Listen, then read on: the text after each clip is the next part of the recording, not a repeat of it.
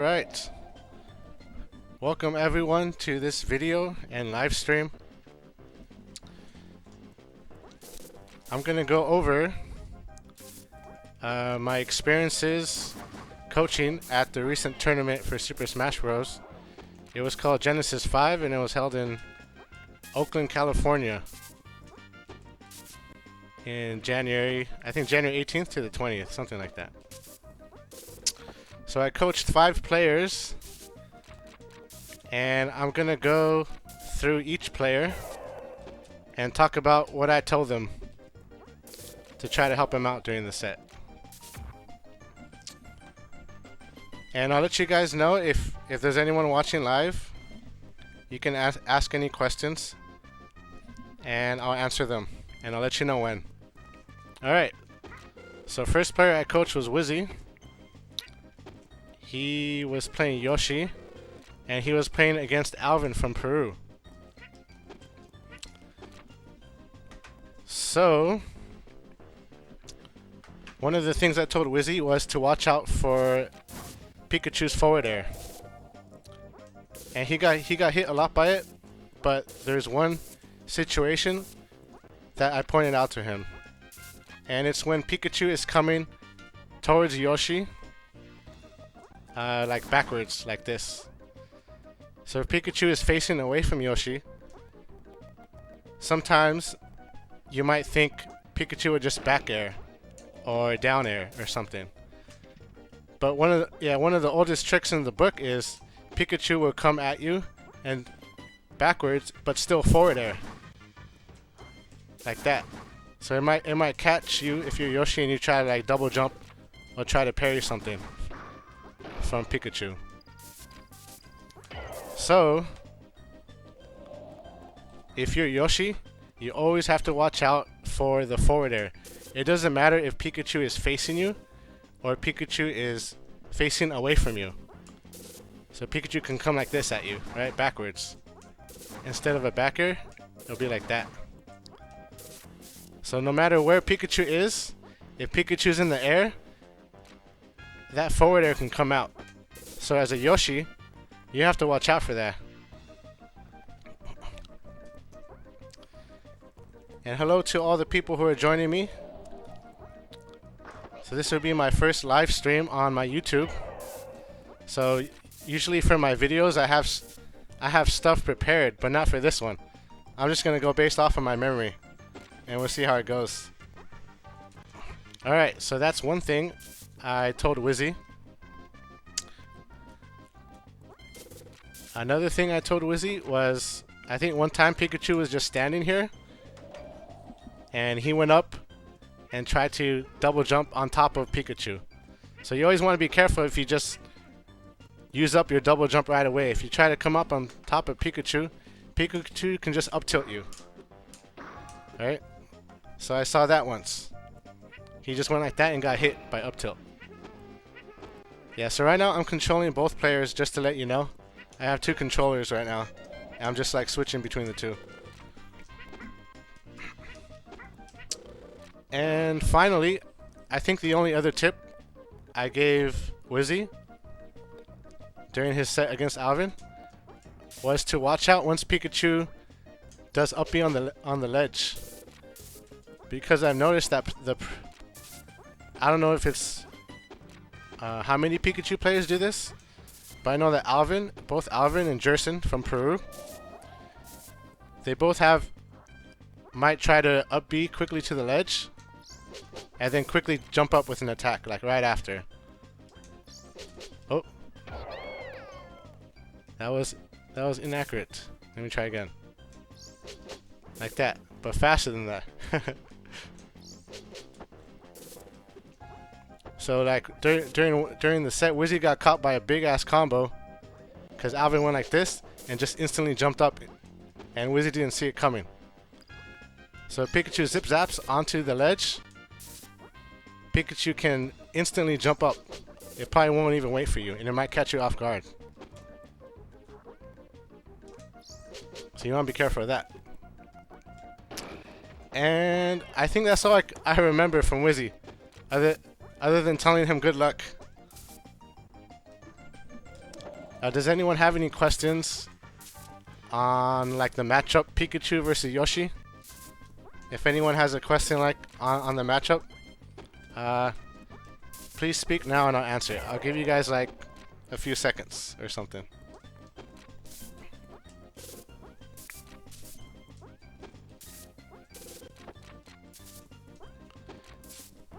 The main thing I think for Yoshi is watching out for Pikachu's forward air. Because Pikachu, if I was Pikachu, you want to try to do a forward air when Yoshi least expects it. Because then that's when Yoshi will get hit, you know? It's all about being unpredictable in this game sometimes. Alright, I have a question. Do you think this is Pika's worst matchup? Pika versus Yoshi. I don't know, it's hard to say. Me personally, it depends on the player. I'm not sure what perfect play looks like. But for me, I would rather fight Yoshi as Pikachu than like a Falcon. Because Yoshis tend to like jump up in the air. And since Yoshis jump up in the air, you can get him with a forward air. And you can get him good like that. But Falcons tend to like stay close to the ground, you know. And like do grabs. Use his speed against you. So that's a little more scary for me. Alright, another question. How do you deal with good eggs? That might be a good topic for like a full video. I guess you either avoid them or you hit them, right? So you can hit an egg. You have to figure out which attacks like cancel out the eggs, like the Nair or whatever. And you have to know where your like hitbox is probably in your hitbox to make sure it gets the egg, stuff like that. Also, keep in mind I might tell you like totally bad information. Because I might not just know the answer at the time. Alright, another question. Do you see potential for Yoshi to become a more common counterpick against Pika?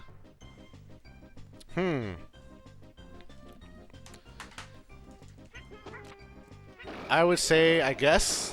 I mean, people can try it out. I think I heard in... So Super Boom did a stream recently with one of the TOs from Canada. And he was like, oh, if Kuraba was, you know, in the North American tournaments more. So Kuraba's a Japanese Yoshi player. If Kuraba was in our tournaments more, you know, we would figure him out more easily. Stuff like that. And it's not really that Yoshi is good against Pikachu. But I think, you know, Yoshi is a good character. Yoshi has all the tools necessary to kill anyone, I think. So you know, it's up to you guys whether you want to pick Yoshi or not to counter pick, you know, if winning is your goal. You can explore that on your own. You can watch, you know, different matchups already that have been recorded. Okay. I got another question. What do you think about Steel Sticks 64? That's not really about this matchup or my coaching for Wizzy, so maybe I'll answer that at the end of the video or end of the stream. All right. So I'll give you guys some bonus information for any of you hardcore smashers who just like extra tidbits of information. So Wizzy asked me to practice Kirby against him before the tournament. And I said yes. So it's pretty interesting how he wanted to practice against Kirby, because that's probably, you know, the character he's weak against at the moment. But he got beat by Pikachu, by Alvin's Pikachu. So I thought that was interesting. But I did play him 3 matches after the tournament. I couldn't play him before because I set my alarm at the wrong time on Sunday, which was the day for the finals. But I got to play him. I got to play him with Kirby, and that's a good thing I remember this, because now I can tell you guys what I kind of told him when I played him as Kirby. So let me go to Kirby.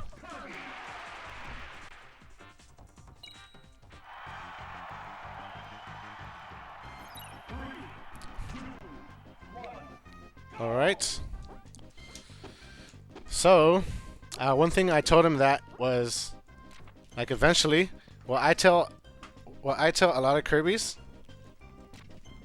is that once Yoshi comes back from invincibility, it's not a bad idea to get to one of the corners of the platform and then jump away like that to avoid Yoshi's invincibility. And there's a couple of reasons for this. It's not a bad option, and one of the reasons is because if Kirby's on the ground and Yoshi comes down like this, Yoshi can move like left and right really quickly to try to pressure pressure Kirby. So I think once Yoshi comes back and has invincibility, it's not really safe to be like down here, because Yoshi can move really fast horizontally. And yeah, so one of the matches I watched before was Kuraba versus Fukuro. Fukuro is a Japanese Kirby player. And what I saw from their matchup at Super Smash Con 2017 was a lot of the times when Fukuro would stay down here, Kuraba would get him like 50% of the 50% of the time. I mean, that's not like an accurate statistic, but I'm just trying to make a point. He would get him a lot more times. He would get Kuraba would get Kirby many more times when Kirby was on the ground. And whenever Kirby went this way, like that or something, Kirby was more successful. So that's the one thing I told Wizzy. I was like, Wizzy, you know, eventually I'm going to be telling all these Kirby players that, you know, this might be a good option to avoid Yoshi's invincibility. Come over here, like this. And I was like, you better, like, figure out a counter for that. Because I'm going to be telling everyone. Yes, so what can Yoshi do when Kirby's, like, over here? So I guess the most obvious thing is Yoshi can try to, like, double jump and, like, try to spike Kirby. Now that's possible if the Kirby, like, is not doing his or her jumps correct or safely. But I think it's still a good option for Kirby, because if Yoshi tries to get you with a spike, that makes Yoshi vulnerable. If Yoshi misses, Yoshi just used up his double jump, and you can come with like a forward air or something, come back. Yeah, so that's an option. For the people who like extra information,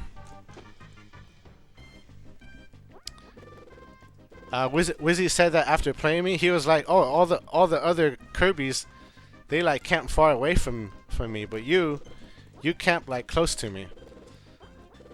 I think what he meant was like, I don't stay too far away from him, but I try to stay far away enough that that it's kind of safe for me, and I could react to his double jumps.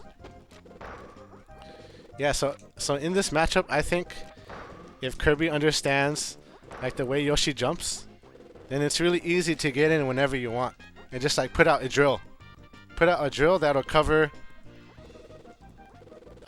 any basically to defend yourself at the right time.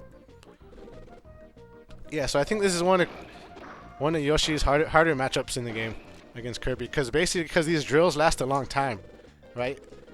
Kirby could do these drills to match up with Yoshi's jumps and like stay with them. All right, any questions on the Kirby versus Yoshi matchup? Anything I talked about so far with Wizzy? Some guy asked if there's a good way to parry. Oh, could be girl too. Someone asks. Good ways to practice parry. I would ask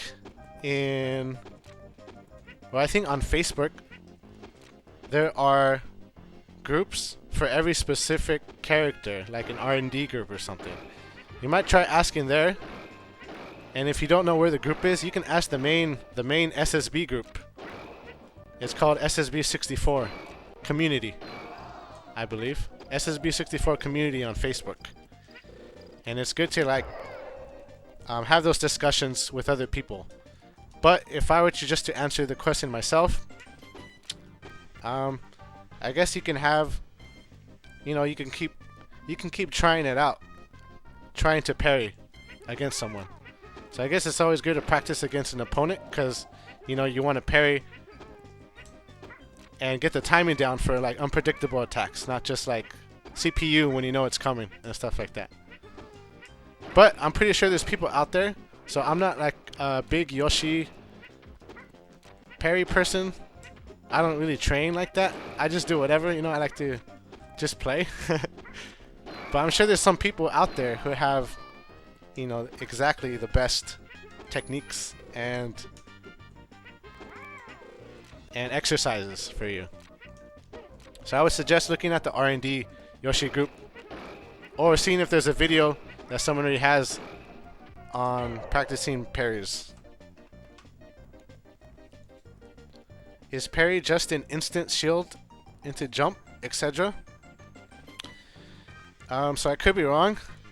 So one thing about me is I don't know all the technical stuff in the game. Mainly because I just never cared too much. Even though it gives you advantage, I'm cool. As long as I pick up things here and there. But anyways, a parry, some guy says is 3 frames of invulnerability at the beginning of Yoshi's shield. Yeah. So basically you just have to shield. It's not about jumping afterwards. It's just the shield. I think if you shield at the right time, you get the 3 frames of invulnerability. So it's up to you whether or not afterwards if you want to jump, or if you want to up smash, or if you want to grab, and so forth. Yeah. Okay, last call. I'm gonna try to recall in my head. Any other thoughts on coaching Wizzy?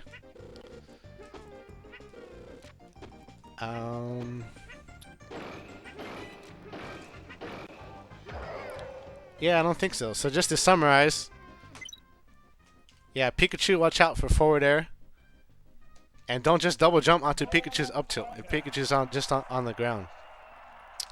Alright, so that's one player I coached. Another player I coached was, I think, CTG. So this is going to be very short. I couldn't really coach him during matches because I had a priority list during the tournament, and the people higher up on my list, I had to make sure I was there for them to coach. So unfortunately, CTG came. I forgot who asked. Maybe I asked him if I could coach him or give him tips. But anyways, he was 4th on the list, and Wizzy was 5th. That's why I started with Wizzy. So I'm going up the priority list. So CTG is a Jigglypuff player from Texas, Dallas, Texas. And I gave him some tips against Pikachu. Basically, I couldn't really coach him, so I was like, what am I going to tell him? I'll tell him, try to get up airs and up tilt on Pikachu. I think in this matchup, it's important to try to get up tilts and up air, because that's how you combo into the rest. I'm not in training mode, so I can't restart. I gotta wait until this rest ends.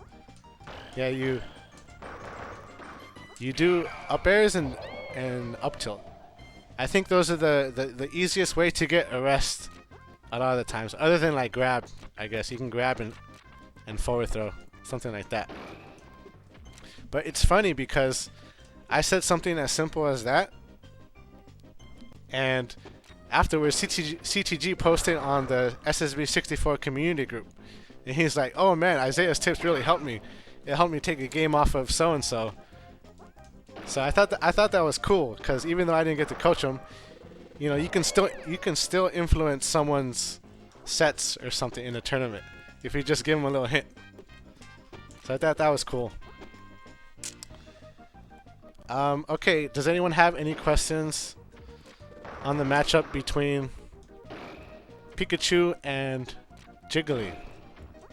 Yeah, so this stream video isn't really like in depth on all the matchups, but just in case anyone has any questions, I'll answer them. Going once.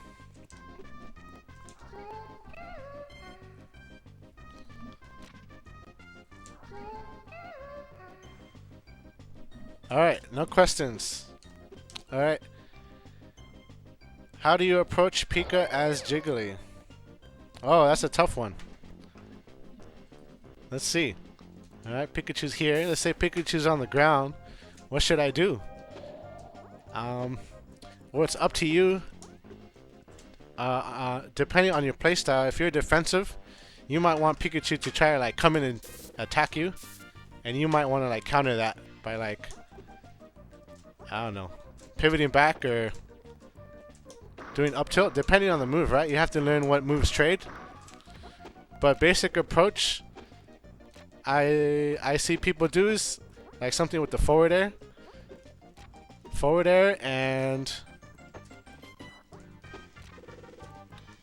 like that. Sometimes Jiggly might just come up and like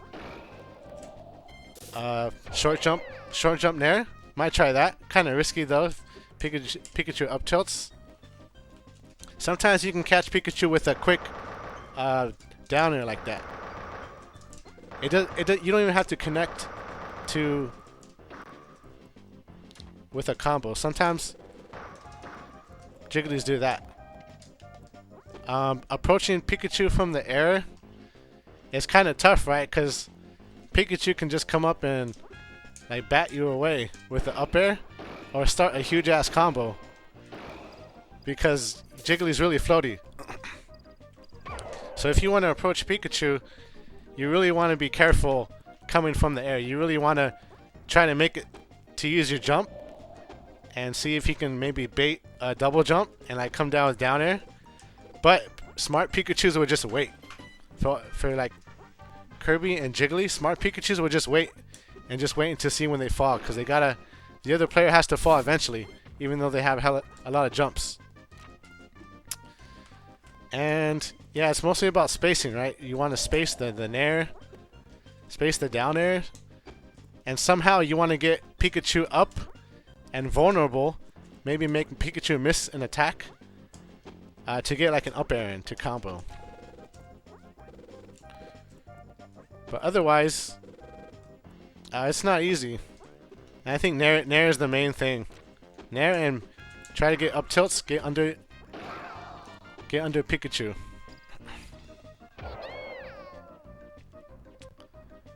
But yeah, I could probably go more in depth if I prepare like notes and stuff. That's just what came to me right now. All right. Yeah, someone says managing jumps while spacing around Pika up air, back air can be hard. Yeah, right. All right. I think this is a good time for an intermission. I'm gonna answer this one question because I think it's a good question. So, someone says, or someone asks, "What are your thoughts on coaching?"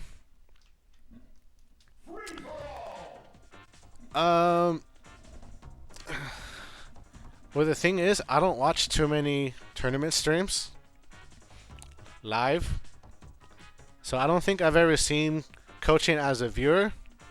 If I want to answer this first as a viewer, I know some people were talking about, you know, they're worried about it taking too long and maybe it getting boring. But overall, I think it's an interesting thing. I think it's okay if someone was coaching the player I was fighting. I think that'd be cool. Maybe I would just like warm up. If I didn't have a coach, I would just warm up, if possible, if they let me, when the other person's getting coached. But I don't think I would mind at all. In fact, I wouldn't mind my opponent coming at me with, you know, more information on how they were doing. personally, I would think, oh, this player might play, even more careful, might play differently. I better watch out. I better respect him and the coach. Maybe they give him good tips. But I don't have a problem with it because for me, I don't really care about winning as much as other people.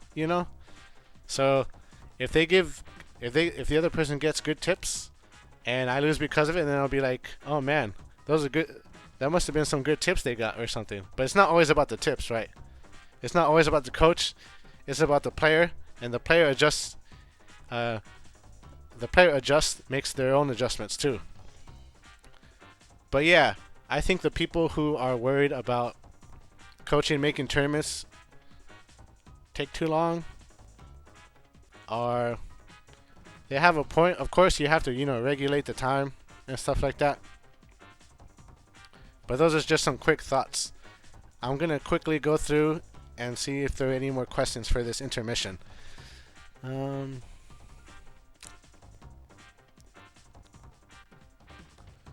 Yeah, someone says coaching taking too long has got to be the worst reason to not have coaching, lol. Thank you, Surrey-bot, for that comment. Another person says, I don't watch Smash 64 too frequently, but from an outside perspective, I thought coaching was fine. Okay. But yeah, as long as it's a reasonable amount of time for the coaching to happen, I think I'm cool with it. Yeah. 1 second, guys. I need to close my bedroom door. 1 second.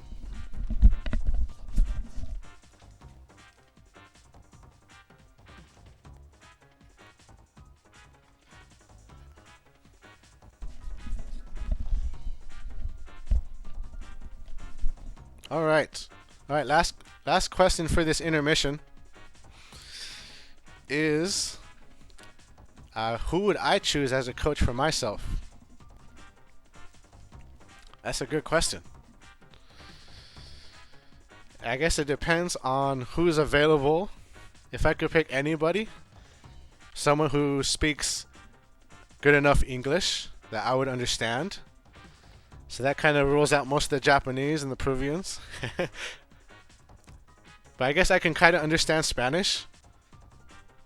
So maybe a Peruvian who does like basic Spanish could coach me. Okay, English players. I don't know. I wouldn't mind any of my friends to coach me. I mean, I like to think I'm cool with Boom and like, CTG, Karo, basically a lot of people, even King Splatoon I think he's from Canada. So I think getting coached from anyone would be interesting, just to hear different people's perspectives. And maybe I could figure out then like who's a good coach, who's a bad coach. I'm not sure who's like a good coach really. But yeah, I wouldn't mind anyone who I know and I'm friends with. And I think that would work a little bit more better than a stranger. I'm not sure how comfortable I'd be with a stranger coaching me. But you never know, Even strangers can give you good advice. But I'm just like a shy person. Okay. All right, so I've talked about Wizzy. Hopefully, if I remember anything as I go along, I'll just like get back to them. So I talked about Wizzy. I could only coach Wizzy for 1 set against Alvin. And yeah, I talked about CTG. Poor CTG. He didn't get to get coached. I had to go coach Joey. Go coach Karo. Alright. So number 4th on my list was Soto, I believe. So he was Kirby. And this is funny because I coached Soto against Wizzy. Against Wizzy's Yoshi. And then later on I coached Wizzy. So I don't care who I coach, right? As long as you guys are cool with it. I can go back and forth helping people. It's always cool it's always cool to help people. Alright, so Soto was Kirby. Soto is like a Pikachu, Kirby, whatever player from Southern California. And let's see, what did I tell Soto?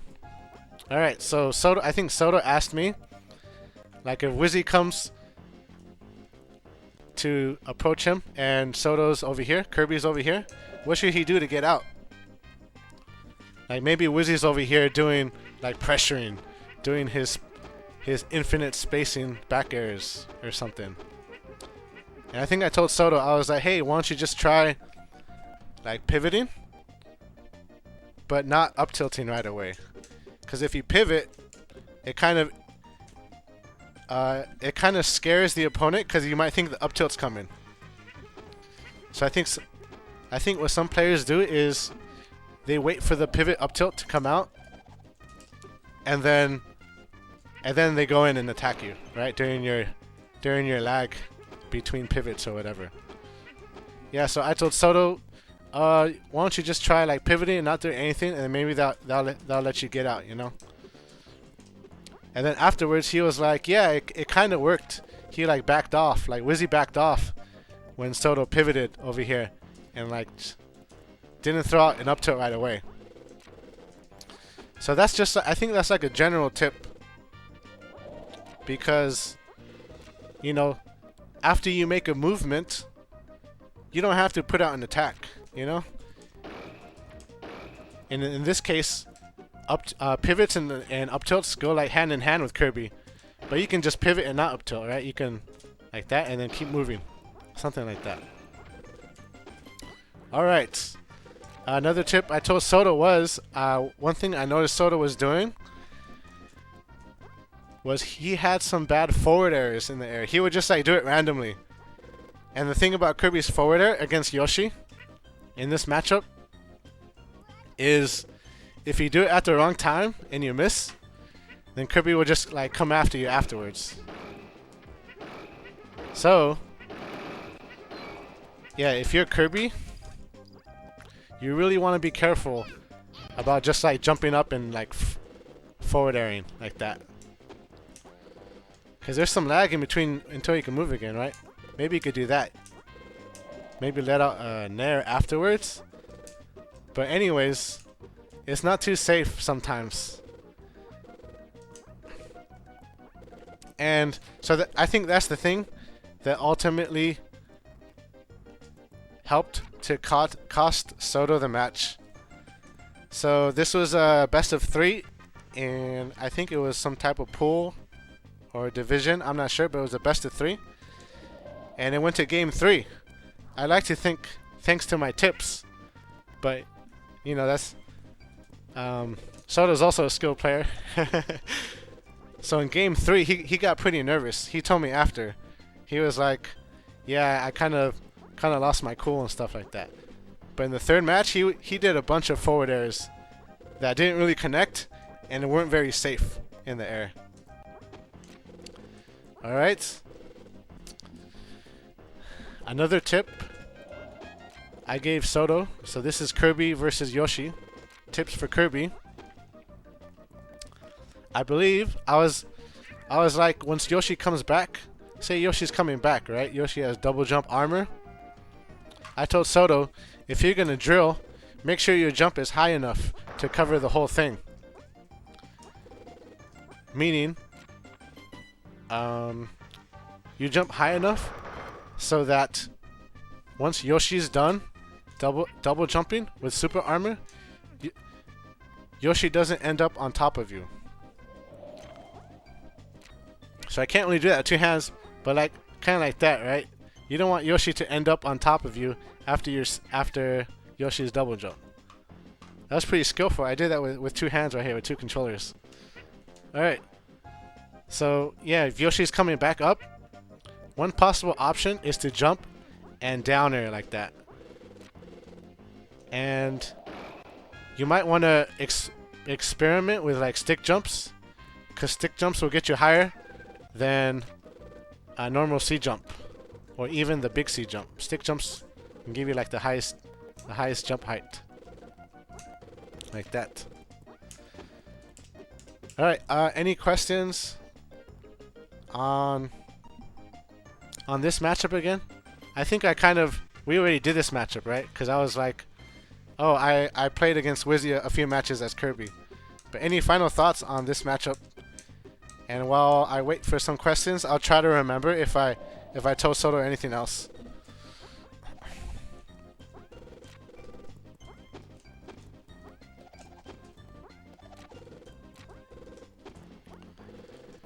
Yeah, so basically another thing I told Soto probably was, yeah, it's not a bad idea for Kirby to like camp the top platform or something.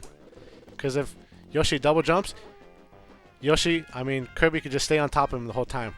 And I do a drill the whole time. Something like that.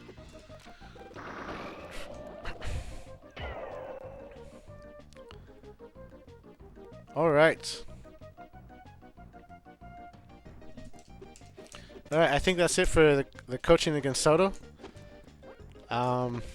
It was such a close match. If you saw it, maybe you'll see the videos. I think Soto could have had it if he was more composed and wasn't doing a bunch of forward airs and leaving himself open in the air. Oh yeah. So another thing I remember now, good thing, is some Kirbys, or I guess Soto had trouble figuring out when Yoshi's up air was coming. Because like if Soto was up here on the top platform, Wizzy would eventually, come in with like up air.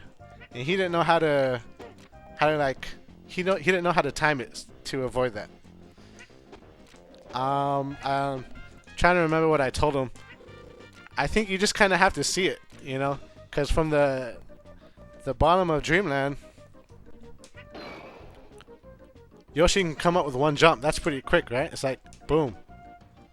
So you just have to be ready. I think it's just mostly about just anticipating the opponent's moves and stuff like that. But yeah, also with the double jump, you can go like that. So that's another thing that kind of was Soto's downfall. He got hit by a lot of those. And those could lead to combos sometimes, because if you're at lower percent, the up air will just bounce you up and you'll land on the platform. So you want to watch out for those. That's one of Yoshi's weapons, right? Against a camping Kirby up there. You come up over here and up air. Alright. I have a question about the matchup.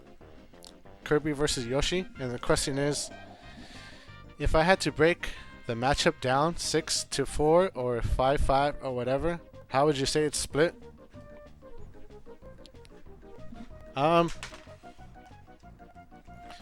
It's hard to say. I don't know for sure.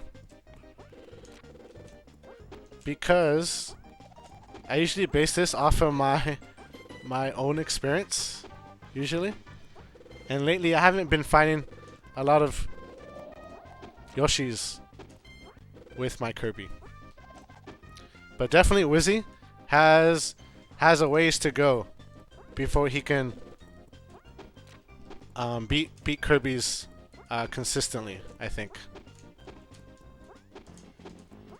Just from my experience playing 3 games with him after the tournament.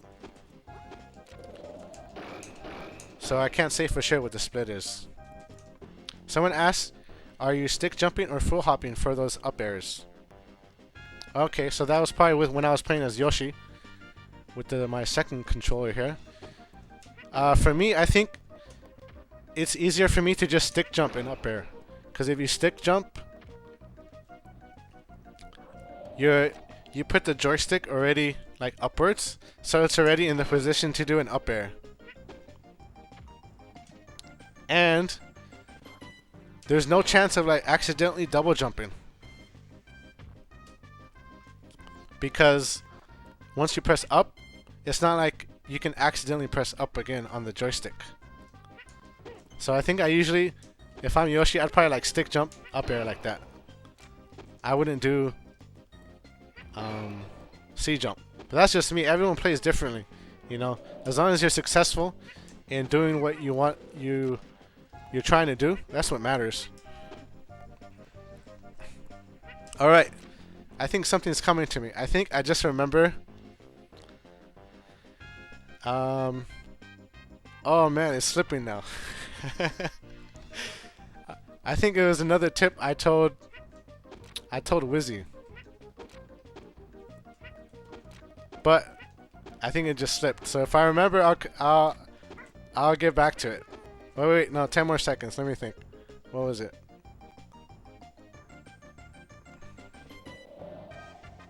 Oh yeah, I got it. Okay. So this isn't against Kirby specifically. Yeah, so this is a tip for Yoshi I gave Wizzy. I noticed in his matches against Alvin that sometimes to retreat, Yoshi double jumps, right? Maybe like away from your opponent. Like say Kirby's here, say, "Oh, I want to go away. Go this way." And I noticed that when he did that, I told him, "Hey, Wizzy, sometimes it's good to cancel your double jump so you land faster. So if you jump, maybe you want to throw out an air to land faster." And I told him this is very situational, because if the opponent is close behind you and you try to like stop your jump, you might get hit, right? You might get hit and you just lost your double jump and you'll get hit out. So I told him only when it's safe. Sometimes you want to stop your double jump. And the reason is, if it's a safe time to do so, stopping your double jump will make sure that your opponent doesn't have more time to catch up to you. So say I did the full jump like this, you kind of have to wait to land, right? And during that time, while you're waiting to fall, your opponent could come right on top of you, something like that. So I was like, "Hey, Wizzy, sometimes, if you're running away, maybe you want to cancel your double jump when it's safe to make sure you land faster and less chance of your opponent catching up to you and pressuring you more, So that's very, it depends on the situation. You don't want to do this when they're really close and you get hit and you got no jumps. That would be bad.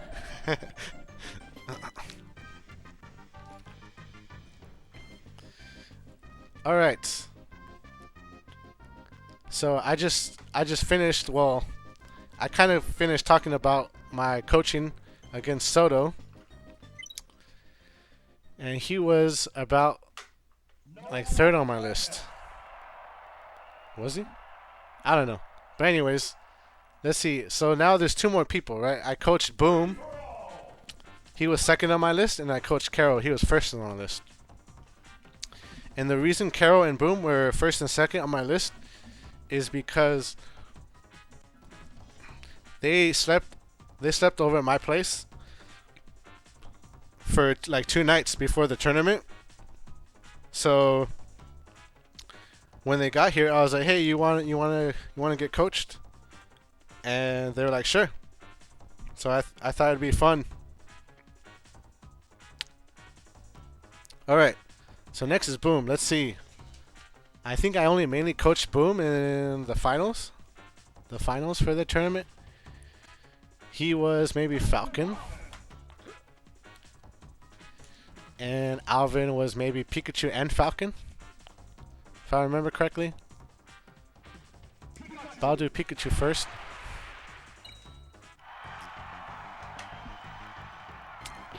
Yeah, so it wasn't easy to coach this match. Mainly because the way Boom and Alvin played the set,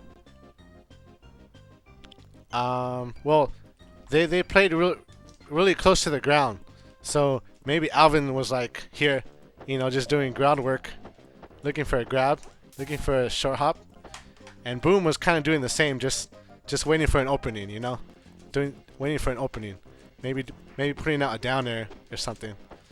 It's kind of hard to coach when in this matchup, I think, unless it's very obvious that one player is doing something wrong.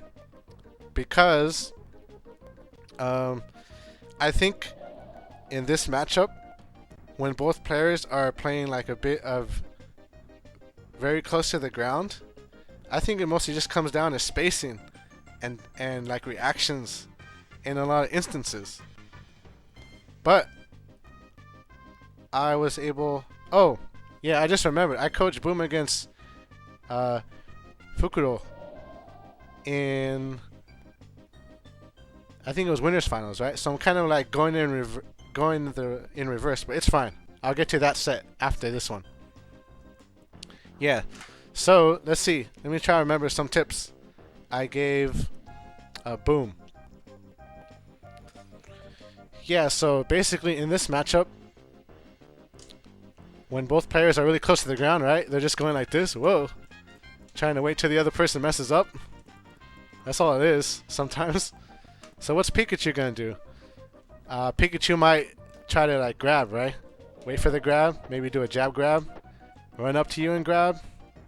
What else can Pikachu do? Pikachu can dash attack. Well, that's kind of dumb sometimes. So I think mainly what Pikachu does is maybe grab or short hop or like dash back, something like that, right? So I told Boom, hey, you know, Pikachu's main moves. Yeah, sometimes you want to keep it simple and just try to remind people like how the matchup goes. So one time I told Boom, I was like, hey, okay, you know, if Pikachu's not getting his grab because you're staying out of his grab range, because that's what Alvin likes to do, right? He likes to grab you. If you're staying out of his grab range, what's Pikachu gonna do? Pikachu will probably try to jump and down air, jump and back air, or jump and forward air. That's mainly, and maybe up air. Basically all the aerials and nair. But I think mostly I see Pikachu's do like down air, like that. You gotta watch out for that, right? Against Falcon, you can get a grab after. Or Pikachu might catch you with like a forward air, going forward like that. And of course back air. Back air hits Falcon in the face. If Falcon's not crouched maybe, or yeah. So at one point I told Boom, yeah, you have to watch out for all three of them. And yeah, so if I switch to Alvin's side, what I saw a few times doing was Alvin attacking too soon. So he would like try to forward air, but maybe Boom would like pivot back or something. And Alvin got punished a few times like that.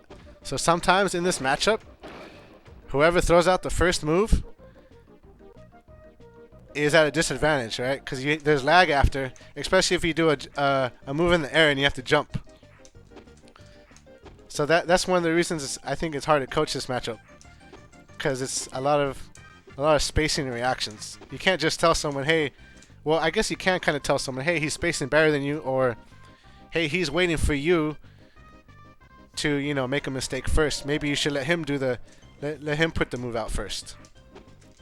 So I saw that a few times. Boom would just wait until Alvin would like jump in, and Boom would punish after like landing lag or something. Yeah. Let's see. Another tip I kind of talked to Boom about was, yeah, so Boom wasn't sure where he should go when Pikachu's coming down from invincibility. And he was like, oh, I don't know where else to go but the ledge. So he tried it a few times.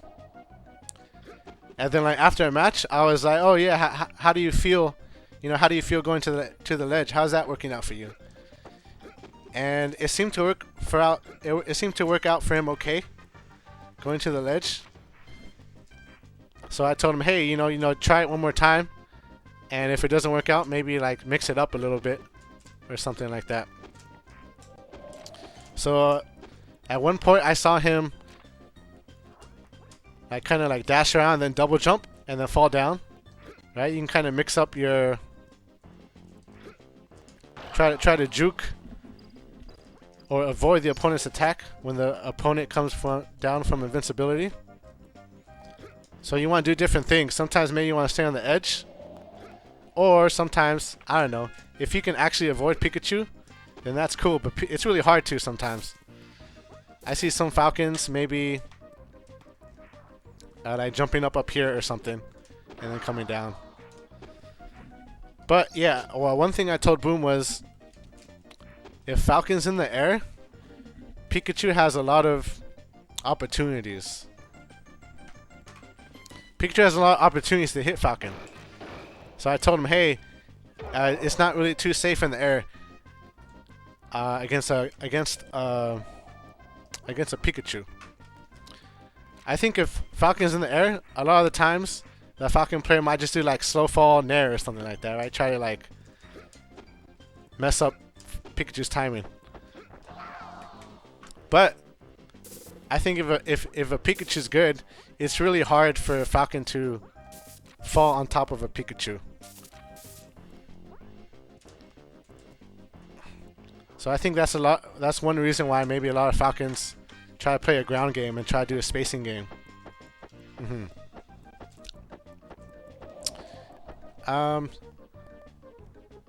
Let's see. What other things did I tell Boom against Alvin?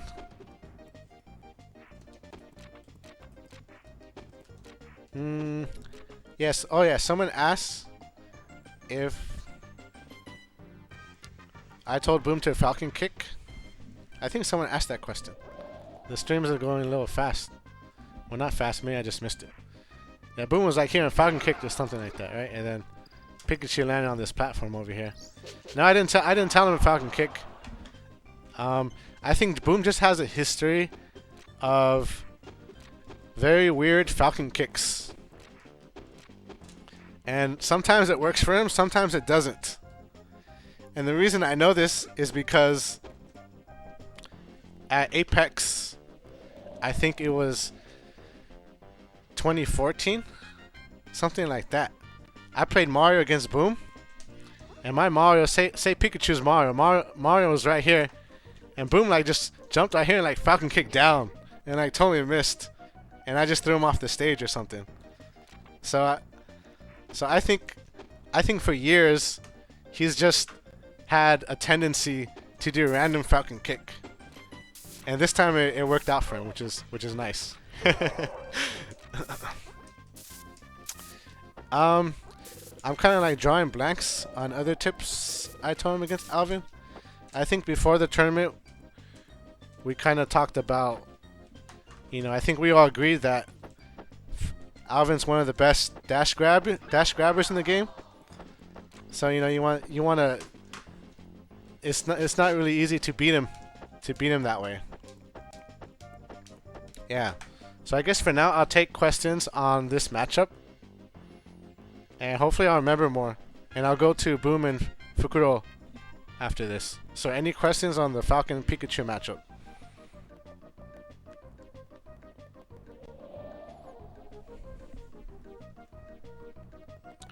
Look at these guys walk together. They're like best friends when they're not in an actual fight. Look at them go.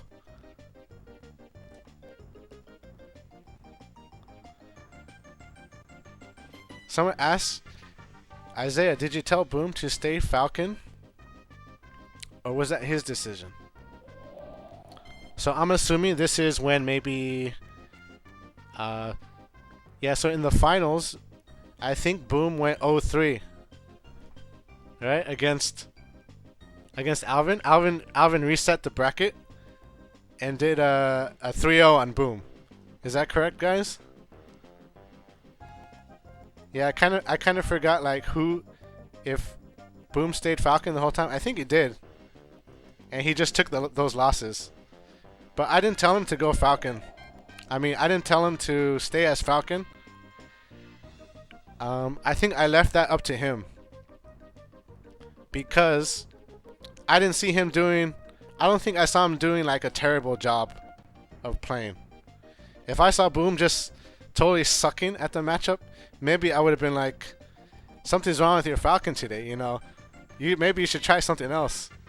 But I don't think that was the case. So I didn't have to tell him, oh, you just you just lost 3 matches in a row. You know, maybe you should switch. Sometimes you don't need to do that. Sometimes you just need to, you know, play smarter, maybe concentrate more, calm down, warm up. You know, there's different things. So I definitely didn't tell him to stay as Falcon.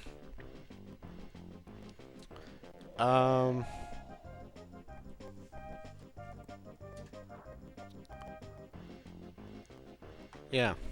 Let's see if there's any questions. I'm scanning here. Okay. Someone asks, what should Pika do if Falcon never approaches and dashes back to grab whenever Pika approaches with an aerial? Haha. So this is a good question. I was hoping someone would ask this, because this is good to know as a Pika player. So what do you do if it's not safe to jump in with an attack, because Falcon just pivots or dashes back and just like gets you when you land, right? What should you do? So there's a couple options. One is you try to make Falcon do something and you punish him for that. But that could take a while, right? Falcon could just be right here, like that. Pikachu could be like this, and nothing happens, right? So yeah, like I said, spacing and timing is important. But another strategy you could probably explore is, so if you're scary enough, Falcon will keep going backwards, right? If you keep pushing Falcon, Falcon will run out of stage, and then we'll have to do something, right? And I think during there, if you keep the advantage while pushing Falcon back, you might get a better opening.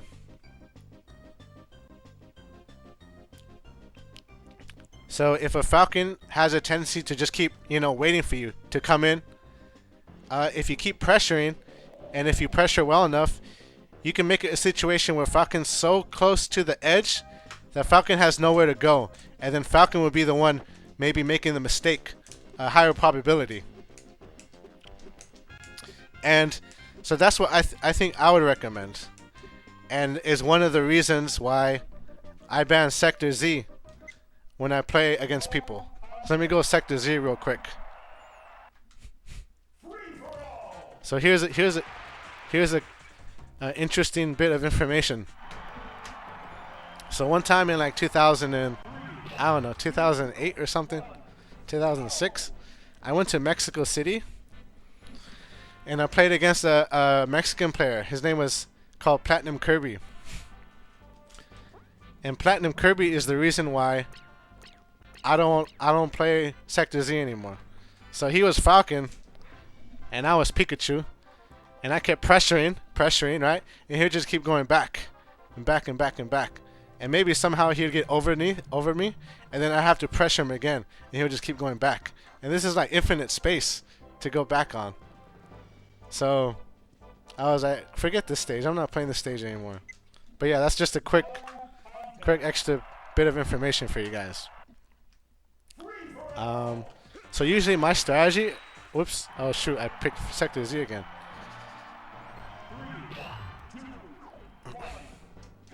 Yeah, so usually my strategy is, you don't want to just you don't want to attack first unless you know it's going to hit.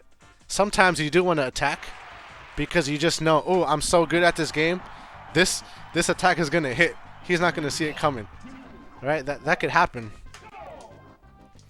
Yeah, so maybe Alvin during the match, maybe he was like, ooh, this forwarder, this downer is going to hit. I'm going to go in, you know? Or I'm just going to run up to Falcon and grab him. He's not going to see that coming. That could happen. I mean, you could have the reads, you know?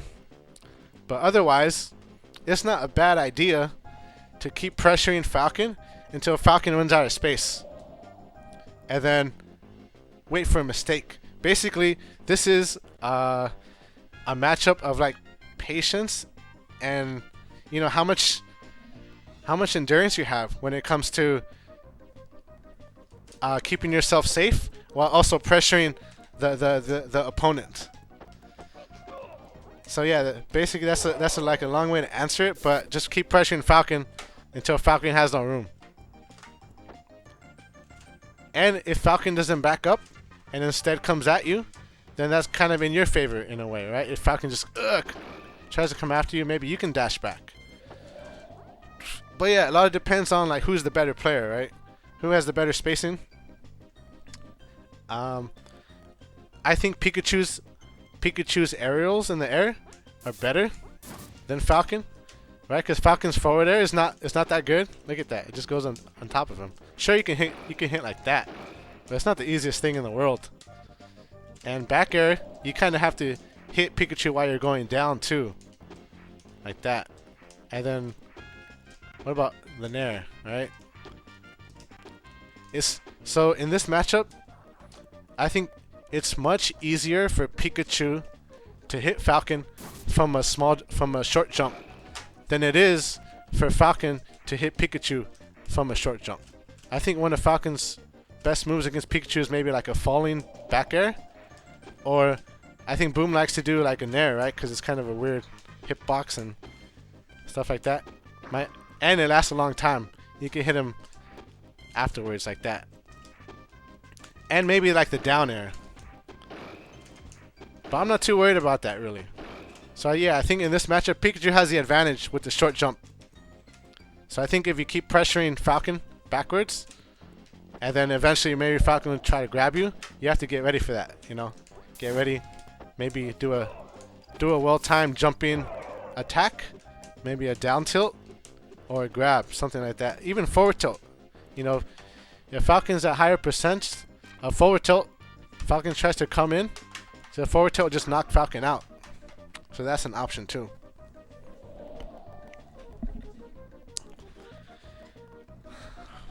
Alright.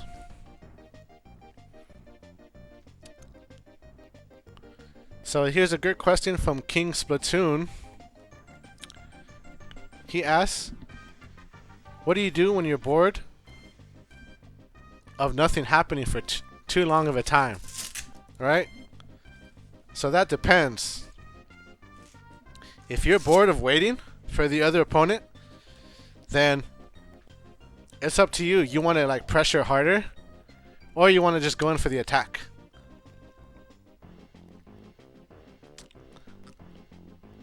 One second, guys. I need to stretch my arms real quick. It feels good. Alright. Next arm. Yeah, once I get back to the controllers, I'm gonna... Yeah, so all the tips I was giving right now is basically for... If Falcon and Pikachu, they play really close to the ground, right? It can get pretty boring. Because one just waits for the other to make a mistake, usually. Something like that. And yeah, so King Splatoon's asking you, what do you do? And there's another option, I think, that Pikachu can maybe play against Falcon. And I'll show you guys right now. Give me 1 second.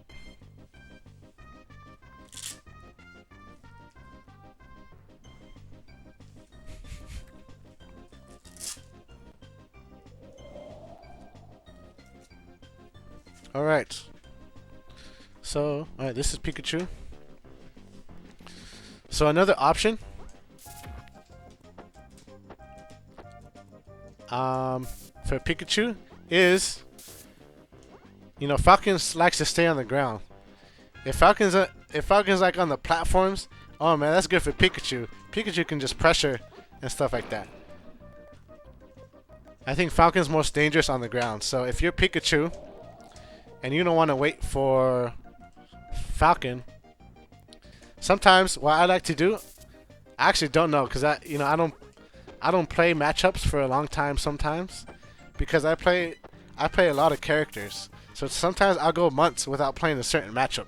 But right now in my head, I'm thinking sometimes I like going on the top platform and just seeing if Falcon would try to come up after me. If Falcon tries to come after me, then I could get him in the air. So that's That's kind of one strategy. I don't like to play the whole ground dash back and forth game. Sometimes I'll do it, but other times I'll go up here and like wait for Falcon to do something like that. So that's basically a short answer. I don't want to say the same thing over and over. Oh yeah, so another tip I gave Boom is, so this doesn't happen all the time, but one thing about the Peruvian Pikachus, or at least Alvin and Jerson, is sometimes they'll just throw out a Nair. So I think I saw Boom or someone get hit with it once. So it doesn't happen often. It's not like the whole matchup. But you want to watch out. If they throw a Nair, they could hit you afterwards. They'll do like Nair and then up air. Something like that. But you kind of have to watch a lot of matches to actually see that happen. But in my head, that's one thing the Peruvians are known for. Just like letting the Nair out there. And then up airing afterwards. Like that. Especially in Pikadiddles, maybe.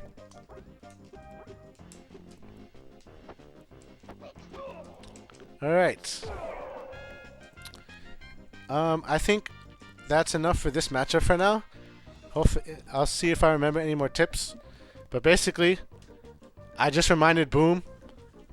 I was reminding Boom that when Pikachu's on the ground, you know, his options are like grab, down air, back air, forward air, stuff like that.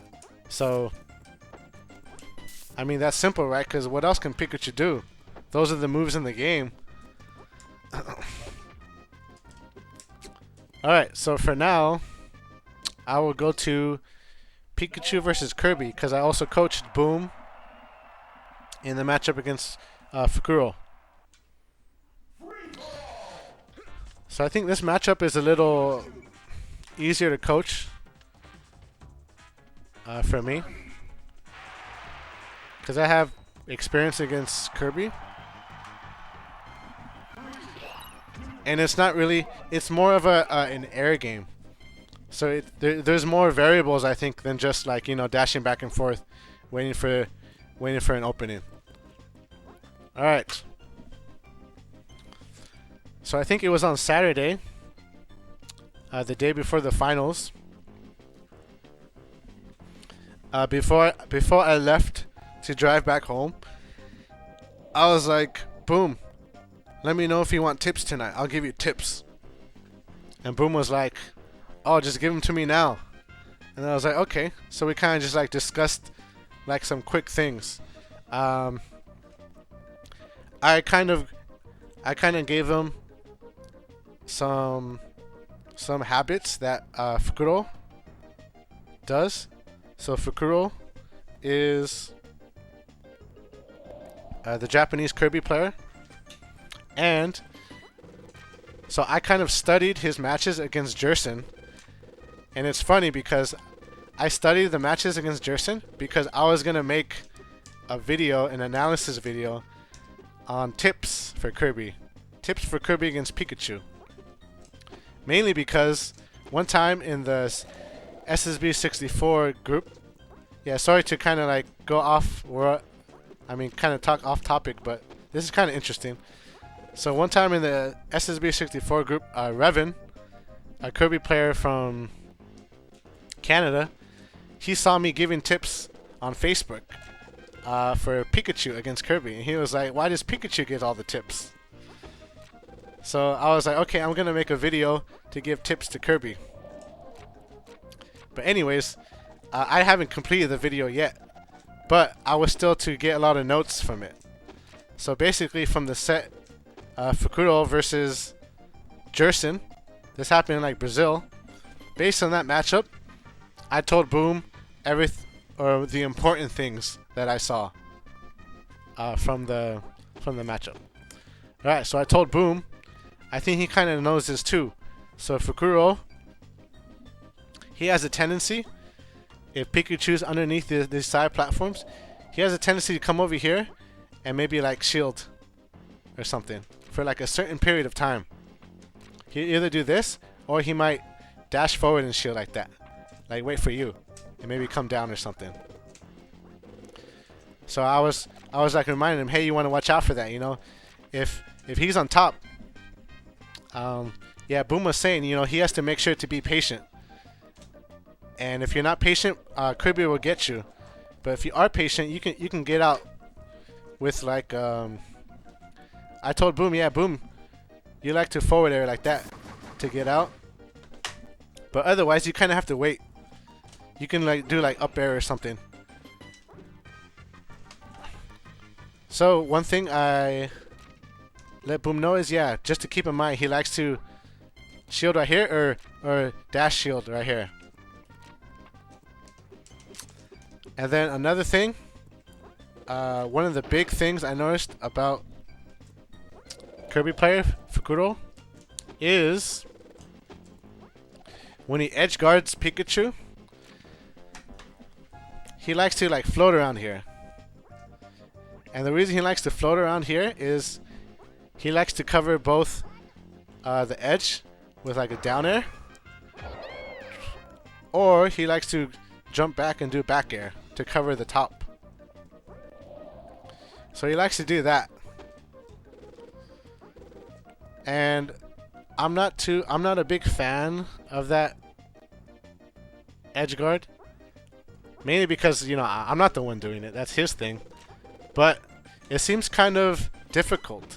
It seems like you have to be really good at guessing whether Pikachu is going up, so you kind of hit Pikachu out, or if Pikachu is going to the edge. It's almost like a 50-50 chance sometimes if Pikachu is good at recovering. So I told Boom, I was like, hey, Fukuro just hangs in the air, and if you see him jump, then he could just up B like straight like this or something. Cause yeah, I told Boom, I was like, when Kirby's jumping, you can't fast fall right away. You kind of have to wait for your jump and then fast fall, right? So yeah, I think Boom in his stream recently on like his experience at Genesis 5, he was talking about the tips I told him, and one of the tips was that, yeah, wait until maybe you'll see an opening when he jumps, and right when he jumps is when you want to like up B straight. And this is what Jerson did quite a few times. Fukuro missed so many edge guards just because Jerson like went straight in at like the right time. Right? Yeah, so another thing about this edge guard that Fukuro does is if you miss, say you go down here, but Pikachu actually went up. You can't really chase after Pikachu, right? Because you spent all that time like going downwards in the air while Pikachu goes over you. So it's not a really good edge guard to like follow up after. In some cases, sometimes it is. I mean, if they go to the edge and you go like this, you can still come back this way, right? But this is just my opinion. So, what would be a better edge guard for Kirby? I would say maybe try experimenting with standing right here. Because if you stand right here, you can still come down, right? You can still come down, and in a way, you can still guard the top. But what staying on flat ground does is, if Pikachu, you know, up B's over you, you're already on the ground. And if you're already on the ground, that gives you instant like dash to chase after Pikachu. Instead of like being in the air, Pikachu goes over you and you have to wait until you land first before you can chase Pikachu. So if you guys want, if you Kirby players want, I haven't like tested this out too much, but you could try waiting right here. When edge guarding Pikachu, if Pikachu's like high up. Of course, if Pikachu's like down here, like coming from below, maybe it's okay to already be down here and like wait for a good down air right there. But maybe you can try practicing waiting on the platform. So if you think Pikachu's going to the platform, you can go like that. Or if Pikachu's coming up, you can kind of go up. And you can see if that is more effective than like hovering up here. I don't really like this hovering, but that's just me. You guys can figure out what you think is most effective. But I think lately, if I'm playing this matchup, I would try going here. Okay, let's see what other tips I gave Boom against Kirby. Yeah, so I think during the winners finals, there was times where Fukuro would be up here. Not up tilting, I'm just doing that. But he'd be up here, Boom would be down on the ground, and Fukuro would catch him with like fast fall aerial or something like that. Like boom, like that. Sometimes he might dash and just come down like that. That's really dangerous. If you're fighting against Kirby, Kirby's can come down really fast from this top platform. So I was like, hey, Boom. Like this whole area down here, if Kirby is at the top, this whole area down here is like danger zone. Kind of like from here, because Kirby can come down like that, right? Kirby can come down right there, and Kirby can come down right here. So I told him this is like a danger zone. Of course you can pressure Kirby, but you always have to be ready for Kirby coming down at you. So sometimes something simple just to when you're coaching. Well, I'm not saying I'm a good coach, but I think when you're coaching, if you see the player you're coaching get hit by things that are like simple, like Kirby coming down at you, I think it's good to bring it up. So I brought it up to Boom. I don't know if it made a difference, but hopefully he learns to. Or we all should learn, right? We all should learn to be more careful when Kirby's up here, and like this whole area right here is danger zone. Kirby can come at you. Yeah. Okay. Any questions on the Pika Kirby matchup before I continue? I remember one more tip, but I'll answer some questions for now. I think I'm talking too much about the tips I gave sometimes. Pikachu versus Kirby. Any questions? I know it's getting late on the East Coast. It's already midnight, but it's cool.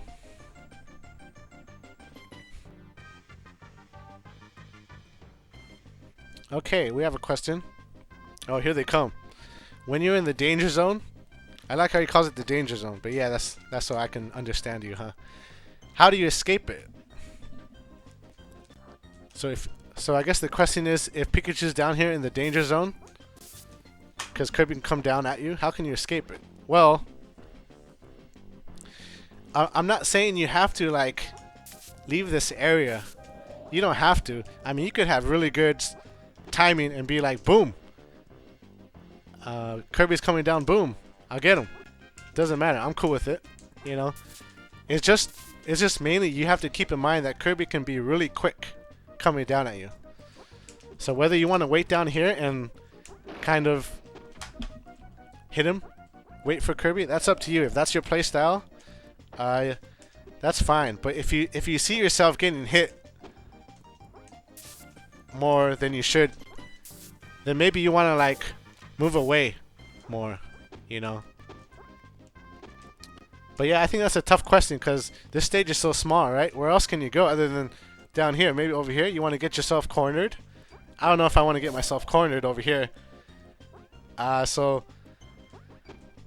maybe pressure Kirby from the side. Maybe you might want to come down here and see if Kirby comes at you, you know, and then maybe jump over. But basically, main thing is you want to be really careful right here. Not to say you can't be down here. One of the main strategies in this game, I think, is, you know, making it look like you're vulnerable. So if you're down here, it looks like Kirby can get you, but if you're good, you know, you can protect yourself. So it really depends. Alright, let's see. Some guy asked, did this guy answer the question about DI against Pika's offstage combo as Falcon?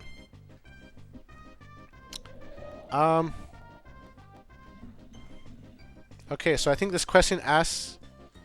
Actually, I don't know the question. So, maybe if you want to ask it again, I'll get back to it.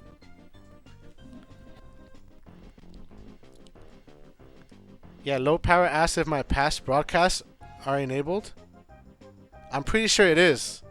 I got kind of scared because I did a test earlier to test my audio, and I stopped the stream, but I didn't see it uploaded.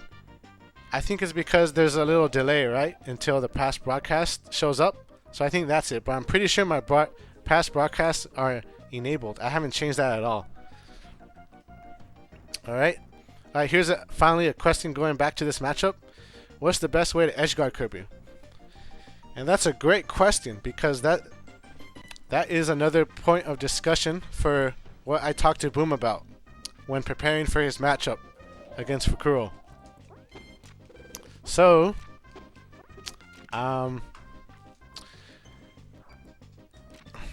as Karo P pointed out in his own stream, it's not really easy for Kirby to land, because if he got the timing right, you can hit Kirby with Pikachu's up air. You can hit him back. So what I see a lot of Pikachu's doing on accident is I see him doing their double jump too early to try to edge guard Kirby. Alright, Pikachu does double jump, but Kirby just kind of like does another jump over that and then comes down at you like that. Boom. So a thing you might want to do instead is, if Kirby is above you, you want to just wait. I recommend maybe counting Kirby's jumps. If you're good at counting jumps, even in pressure situations, then you have the information you need to say, oh, is Kirby out of jumps? If he is, if I jump at him, he can't avoid my up air, right? Because he's out of jumps. But anyways, even if you don't count jumps, it's not a bad idea to like just wait. Because Kirby really has nowhere to go but down eventually. So eventually Kirby will come down and you can like up air him if you time it right. Of course, once like Kirby's figured this out, if Kirby already figured this out, it's all about, you know, how is Kirby going to time his fall to be safe? You know, where am I going to go? Because I told Boom, when Kirby's in the air, all the pressure is on Kirby to land. Because it's not easy. Pikachu can up air. So going back to the question of edge guarding, yeah, if Kirby's like coming over here, you just wait. Unless you know your double jump can hit him. Sure, sometimes you want to just double jump right away. Sure, why not, right? If it can hit. But a lot of the times, the Kirby's have hella jumps. They got mad jumps still. And they'll just like keep jumping, waiting for your double jump and come down at you.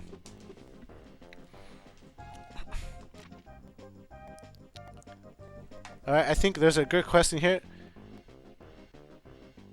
What if Pika is at low percent?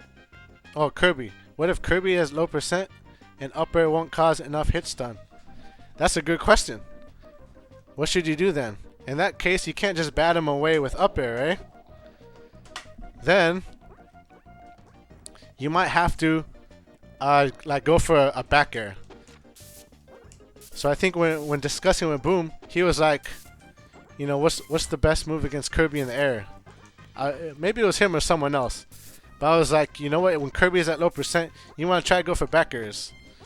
So if you see Jerson versus Fukuro, you'll see Jerson get a lot of good back airs in, especially when Kirby's at low percent. Because that can eventually lead to a combo. Not always, but sometimes.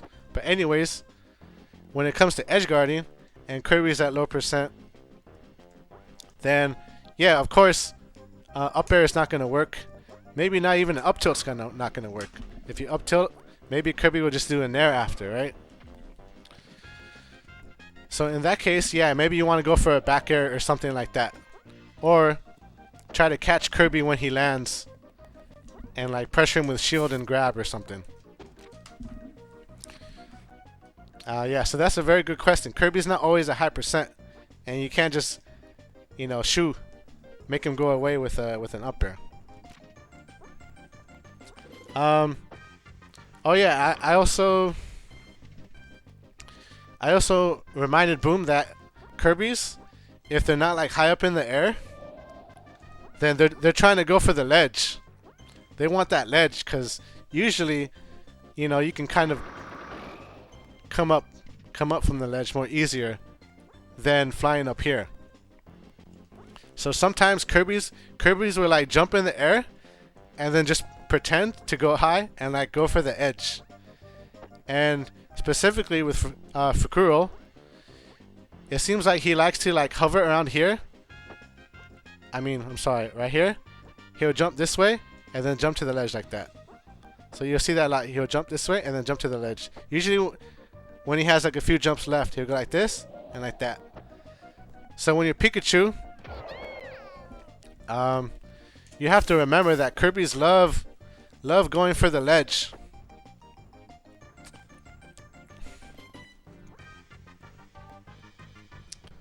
Yeah, so Kirby's love going for the ledge, so you want to watch out for that. In fact, I think the last stock of Jerson versus Fukuro, maybe the last stock, you see Fukuro trying to do his thing right here. He jumps back, tries to jump on the ledge. But if you do that too often as a Kirby, what Pikachu do is once you jump this way, Pikachu would just come in with a forward air. I think that was like the final hit of that set. Fukuro jumped back and Jerson was like, boom. Get out of here, Kirby. I know you're trying to go for the ledge there. Yeah. So before I ramble on more, I should try to see any more follow-up questions here. Let's see. 1 second, guys.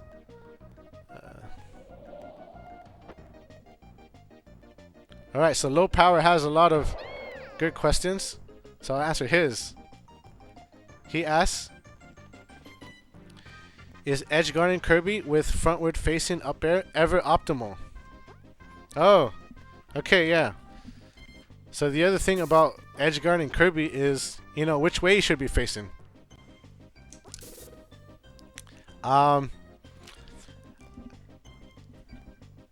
think when Kirby's high... Oh, shoot. I dropped my controller. Okay. Come on, Kirby, come back. Okay. When Kirby's high up, I think it depends. I think this... If you're facing this way, does the up air have more reach, like in front of you? I'm not sure. If it has more reach, maybe you want to do that. But if your back is turned, you could do back air, right? So you have kind of more options. You could do back air, you could do a nair, or you could do up air. So I think usually facing away from Kirby, when Kirby's going high up, might be... You might have more options. You could do back air or up air. Because if you're facing and going like that, then what can you do? Forward air? Forward air's not safe. You know, Kirby might DI that. Sure, you could do back air that way, but that takes a while, I think, for that, maybe for that hitbox to get out there. You could do nair too, I guess. But I guess it depends. Sometimes it's fine. Like I know I'll hit Kirby. I'll just do this, you know. I don't have to face backwards. But yeah, if you want to fall off and do forward air, I think that's one of the best times where you want to face this way. Well, I guess you could always face this way and then dash off and up air. But this can be dangerous too if you do that, because if Kirby has more jumps and you miss, you're down here, right? So you don't always want to do that. You don't want to keep yourself vulnerable. Yeah. So yeah. Before I continue, let me try to get back on track here. So I was talking to you guys about what I told Boom when edgeguarding Kirby. Yeah, so what I like to do is, it depends on the percent, but if Kirby has any kind of like percent that lets you combo Kirby, I don't know what percent that is. I don't keep track of all those statistics, but maybe not a 0%. But once you can combo Kirby, you just want to wait and then up air Kirby. Otherwise, you might have to do something else like a back air.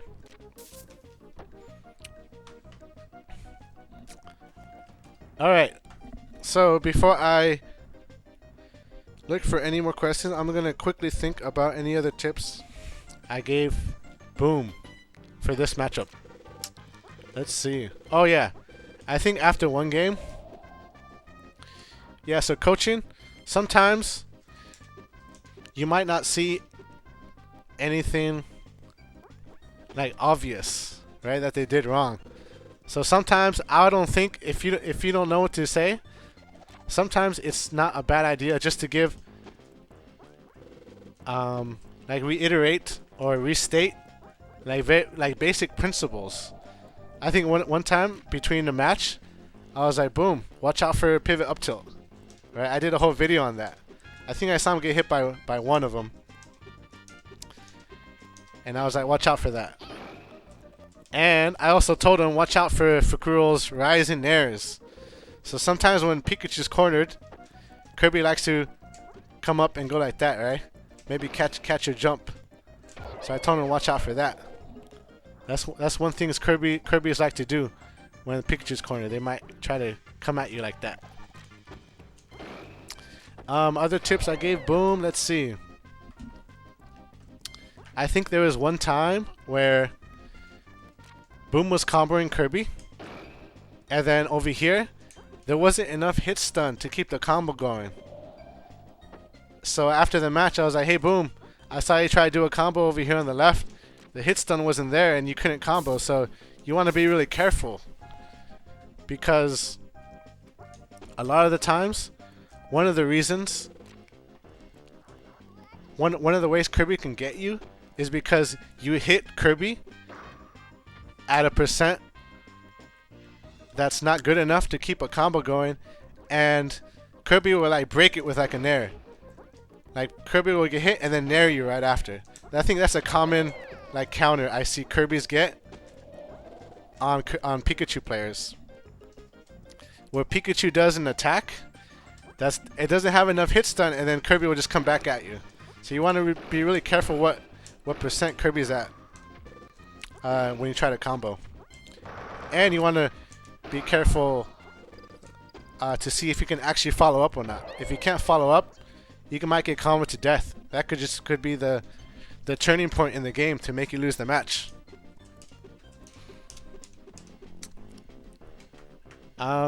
Yeah, so before I forget, based on my advice that I gave Boom, I was like, you know, you need to be more patient when Kirby's like up here.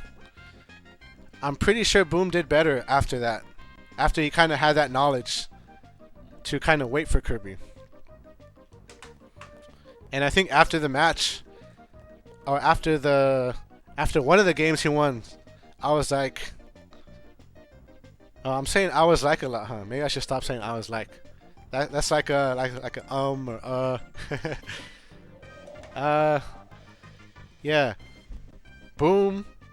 Oh, I went up to Boom after one of the matches, and I said, "You're starting to see the matchup more, aren't you?" Or something like that. I looked him in the eye to see if he was starting to understand the matchup, and he gave me like a look of like affirmation, like, yeah, I'm starting to get it. You know, thanks for the tips.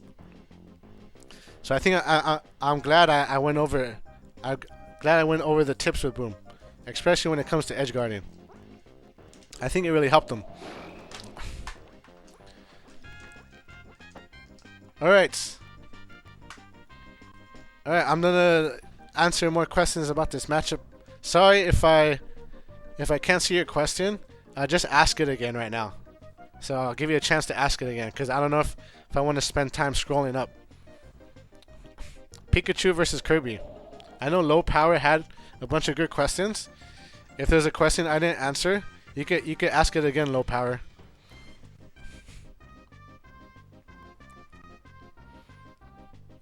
Alright, I'm just gonna wait a little bit. Stretch my arms. Wow, this is a long stream so far, an hour and 35.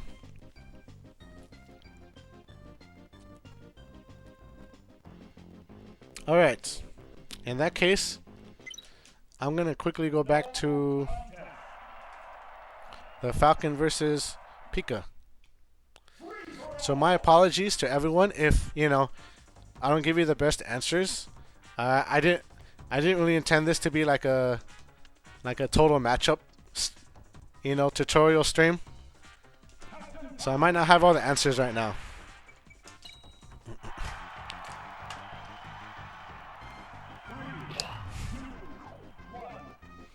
Alright. But this is still related to coaching, right? Because you could just pretend like I'm coaching you all, and it matches the stream title. Alright, so someone asked, going back to the Falcon Pika real quick, how should Falcon DI Pika's offstage aerial combos? I guess it depends, right? If Pika does forward air, then you want to DI towards the stage, because good chance you could probably it'll help you make it back on. Otherwise, I think it depends on your percent. You basically want to DI the direction, which gives you the best chance to live afterwards. That's pretty vague, right? But sometimes you want to DI back, DI away, so Pikachu can't continue the combo. Sometimes you just want to DI towards the stage because, you know, being closer to the stage, that in itself gives you a higher chance of living afterwards. So I think that's a hard question to answer. I don't know if I can answer that in this stream too well.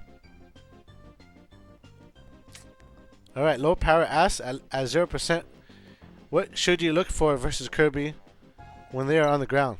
Alright, I'm going back.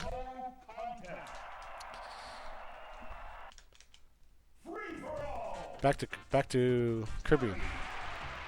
Alright, once again, the question is, at 0%, what should you look for versus Kirby when they're on the ground? Alright, let's see. I'm going to put myself in the match. I'm fighting Kirby. 0%. I think basically what I like to do is, at all times, I respect Kirby's pivot up tilt. So I don't really like to challenge Kirby too much. If Kirby is on the ground, then I'll just wait for an opening. That's all you can do, right? Sometimes it's like the Pika Falcon matchup. Sometimes you just have to wait. Maybe you might go for a back air. Maybe you want to grab him between up tilts, but that's really risky, right? Why would you want to risk getting up tilted? What I like to do against Kirby is I like to go up high and try to make Kirby chase me. Because the one thing about Kirby is once Kirby's off the ground, if Kirby tries an attack, almost all characters, right? They're vulnerable after coming at you with an attack. So I usually try to bait Kirby into like chasing after me and coming into the air. Because once Kirby's in the air, that up tilt's gone. And I can look for an attack. So actually, in the Kirby versus Pikachu matchup, sometimes I prefer Kirby to be on top of me. Mostly because of comboing. But yeah, let's go back to the question. At 0%, I kind of answered it, maybe. I kind of answered, what if Kirby's 0% on the ground? I said, I just kind of wait around and look for openings. Try to get Kirby in the air. Now let's say Kirby's up top, 0%. What would I do here? Let me think about this. Yeah, sometimes you want to play careful. Maybe do one up air. Hopefully Kirby doesn't crouch cancel. I wonder if Kirby can crouch cancel up air at 0% and then boom. Maybe? I don't know. But yeah, you want to be really careful. I think a lot of the matchup against Kirby revolves around watching out for the up tilt. So you watch out for the up tilt, even at 0%, right? Doesn't matter what percent Kirby's at. You watch out for the up tilt, and you can look for openings. If Kirby's up here, maybe try to get him off, or look for an opening. But even something like that, that's not always guaranteed or safe. Something like that. Kirby can come at you with like a downer or something from there. So I think against Kirby, it's a game of patience and jumping around, trying to wait until Kirby drops his guard, you know. But definitely at like low percent, even 0%, back air is a pretty good choice for pressuring when Kirby's on the platform. So hopefully that kind of answers your question, low power. At 0%, basically be careful. Back air might be a good thing to look into. You want to investigate, you know, if that gives the most hit stun, and what could Kirby do if Kirby, because if Kirby shields the back air, let's see if I can do this 2 controllers. That'll give you a grab, right? And if Kirby doesn't shield the back air, then if Kirby crouch cancels, I'm not sure because I don't know too much about, you know, all the hit stun frame stuff. Chances are you might just trade with Kirby's up tilt. Sometimes that's fine. Depends. But yeah, it takes a while to look for openings sometimes, right? In some matchups in this game, you can't just be boom, attack, and if you get up tilted, that's your fault, right? You have to respect your opponent and respect that the other character has a lot of good ways to defend him or herself, and sometimes you have to wait for an opening. But definitely, I think back air is one of the best moves against Kirby in like the entire matchup of Kirby versus Pikachu. You can get, and the reason for that is Pikachu kind of flies horizontally pretty quickly with the back air, like that. So if Kirby's on this one, maybe you can pressure with back air like that, right? Pressure with back air. If Kirby's on top, pressure with back air too. And if Kirby's at the bottom, yeah, maybe you want to wait for a back air or a down air. But it's not easy, right? This all revolves around watching out for Kirby's up tilt. So hopefully I kind of answered the question. Let me see if there are any more here. In line with the Pika camping Kirby high up. For Kirby and Falcon, what are the best defensive options where you can stall and be difficult to approach? Let me think about this question. So this looks like a Kirby versus Falcon. Kirby versus Falcon question. Well, I don't know. I'm kind of getting tired in a way, but not that I don't want to answer your questions, but at least I think I want to finish like my coaching stuff. So I think for now I'll just finish, like say I'm finished with the stuff I helped Boom with. So yeah, mainly it was edge guarding Kirby and like Fukuro's specific habits. So sometimes you want to go over tape, right? Just like the professionals in like sports, you want to go over tape and, you know, make a report of what does this player like to do, stuff like that. So that's how I helped Boom, really. It's because I analyzed Fukuro's matchup against Jerson. Alright. At this point, actually, I need to use the restroom real quick. I don't want to stop the stream. I'm going to be back really quickly. So I'll be right back. Hang tight.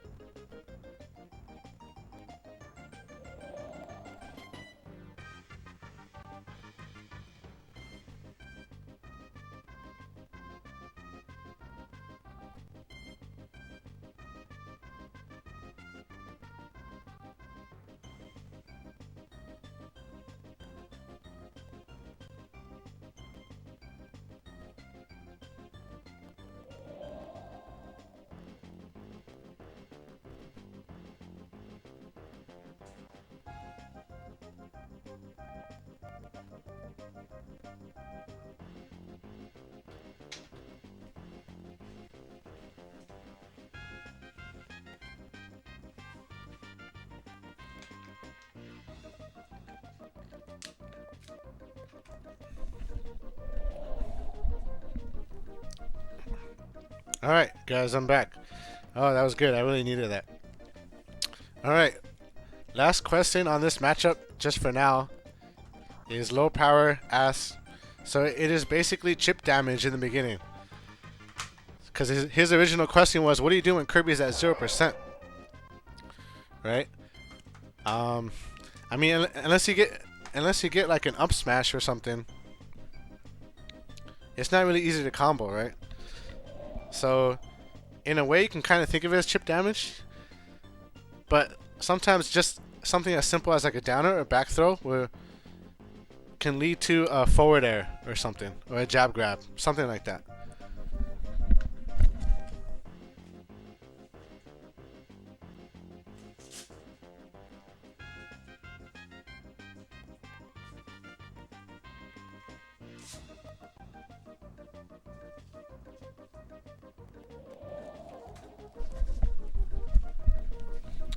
Alright.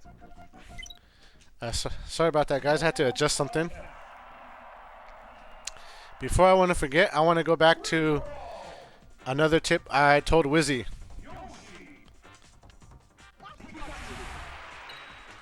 So this one should be quick. So I told Wizzy, if Pikachu forward airs you, and Yoshi kind of like escapes or DIs out of it, I told him that you don't want to assume Pikachu is vulnerable just because you got out of his forward air. Because good Pikachus, they know that sometimes the other opponent, sometimes the opponent DIs out of the forward air, right?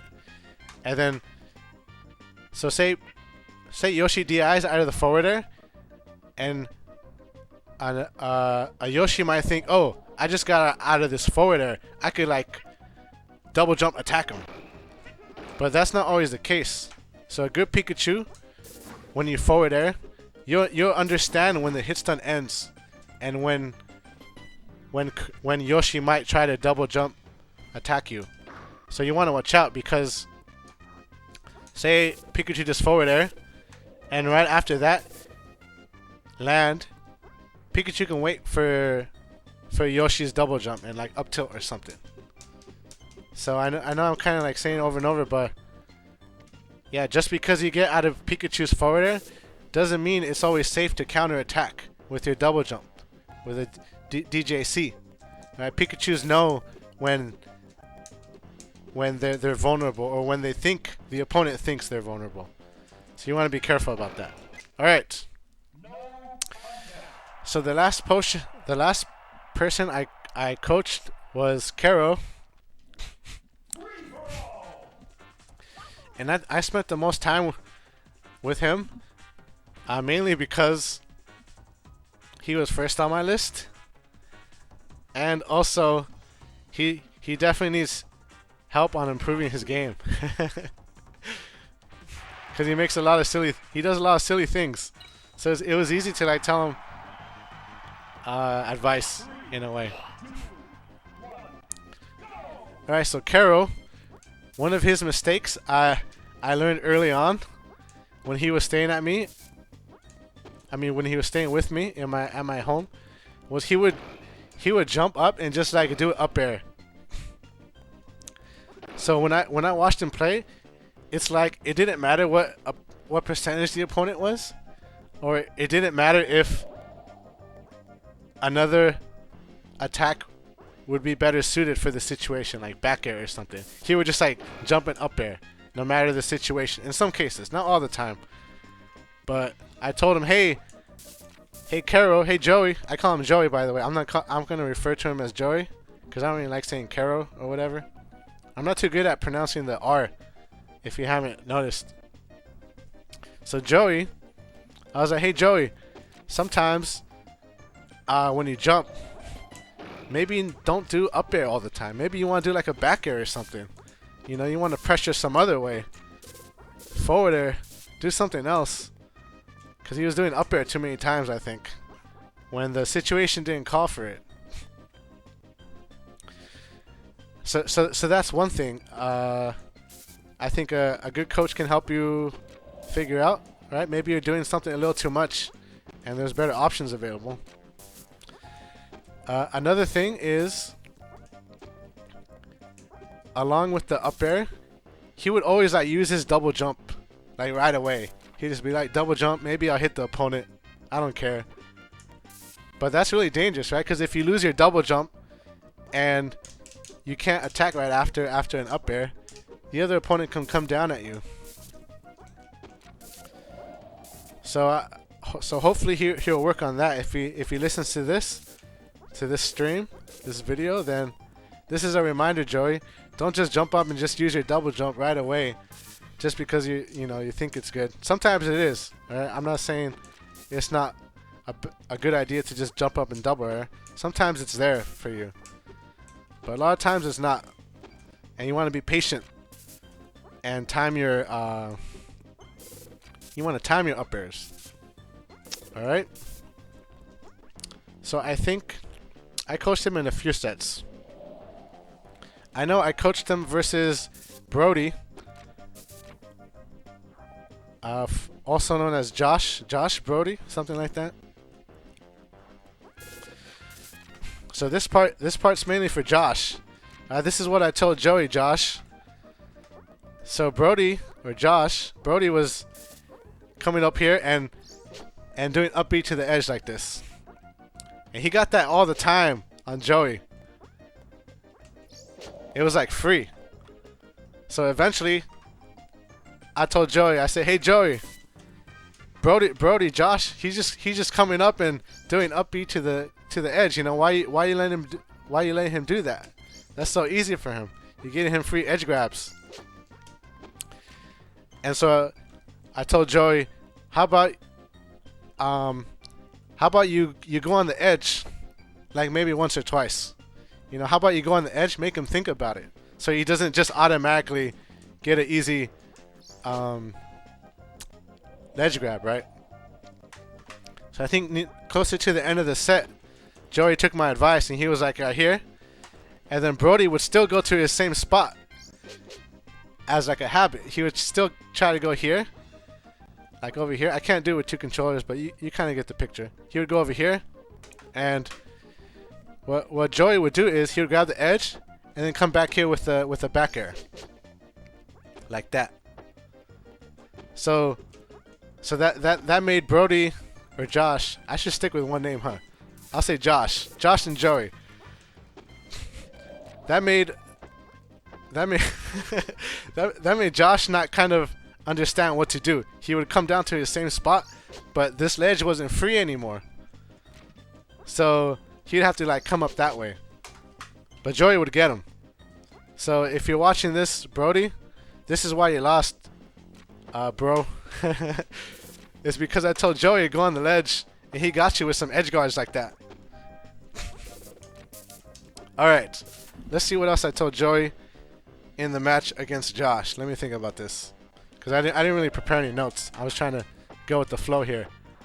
Let's see. Oh shoot. Oh man, my Pikachu just died. Alright. Let's see.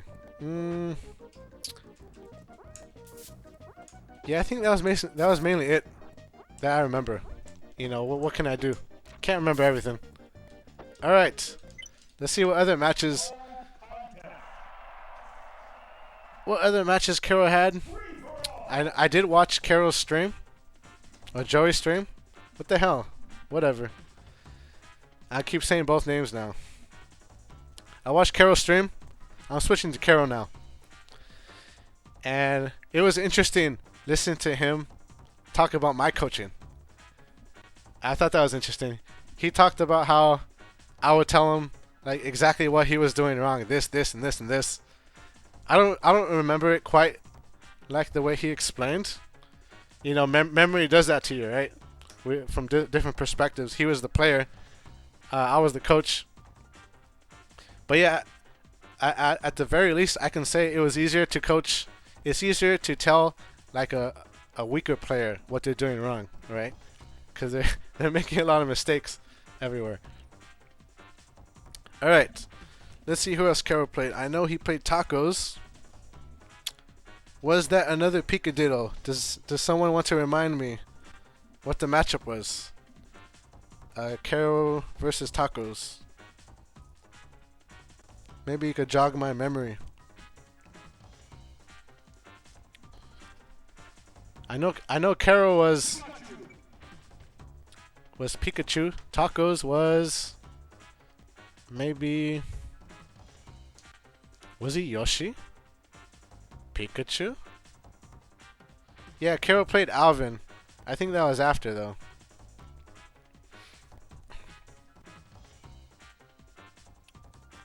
Yeah, saying yes doesn't really help us. Was it? Well, I kind of went over the matchup. Anyways, I guess I can go to Alvin. And I think it was Picadiddle, maybe? Picadiddle? Yeah, I guess I haven't really talked about this matchup so far. I just said what, right, like specifically Brody did over here. So I guess I think now would be a good time to ask questions on the Pikachu matchup, just to kind of like fill in the time here while I remember stuff. So any questions on the Picadiddle matchup?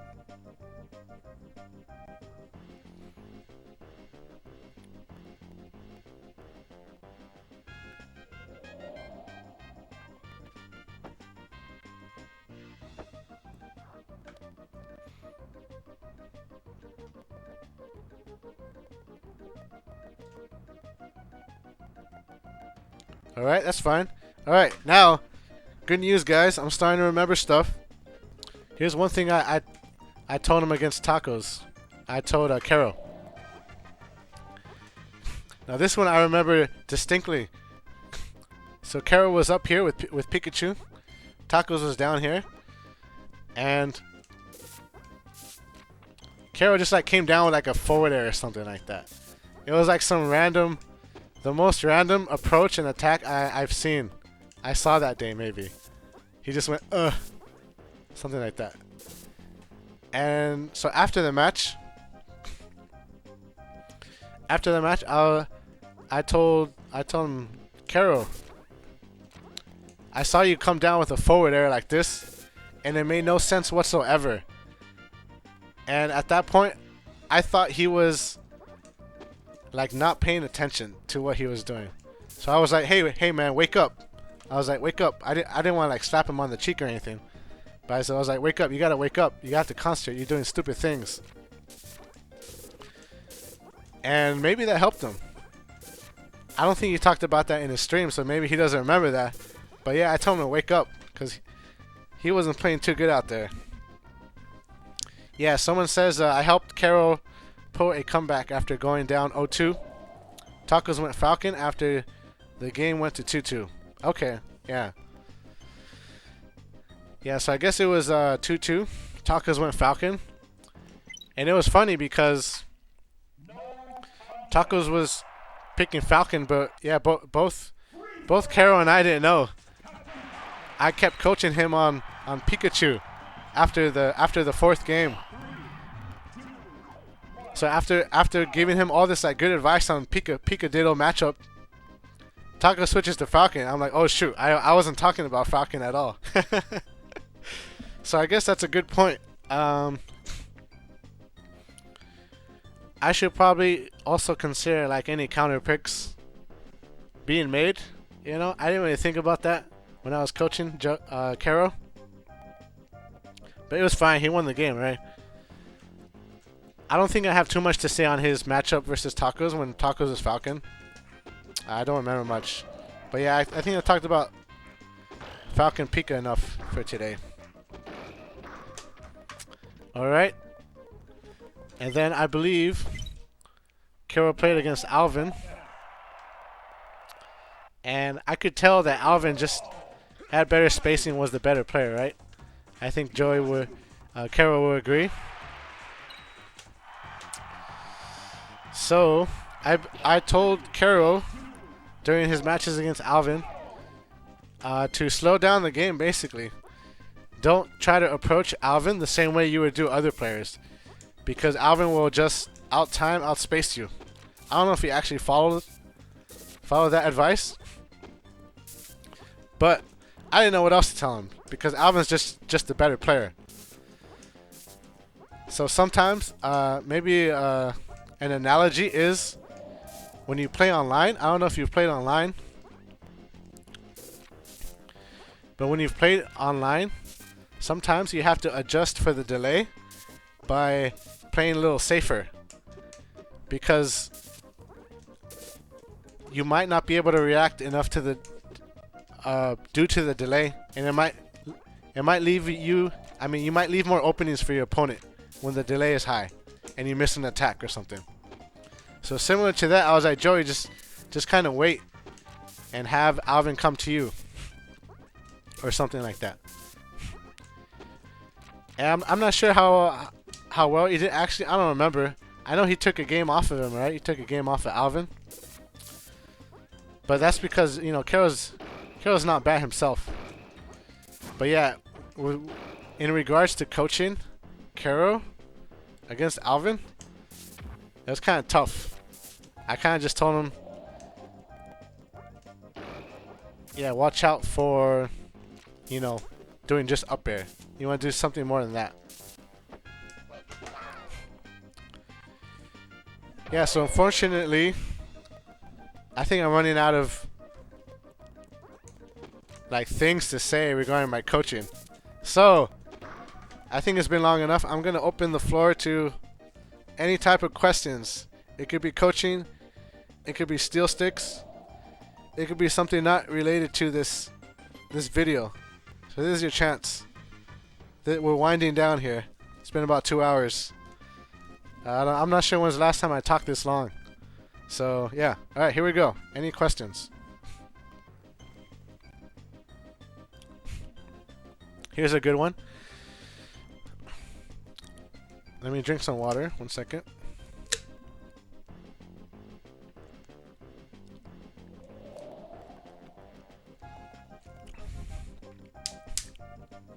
Alright, someone asked,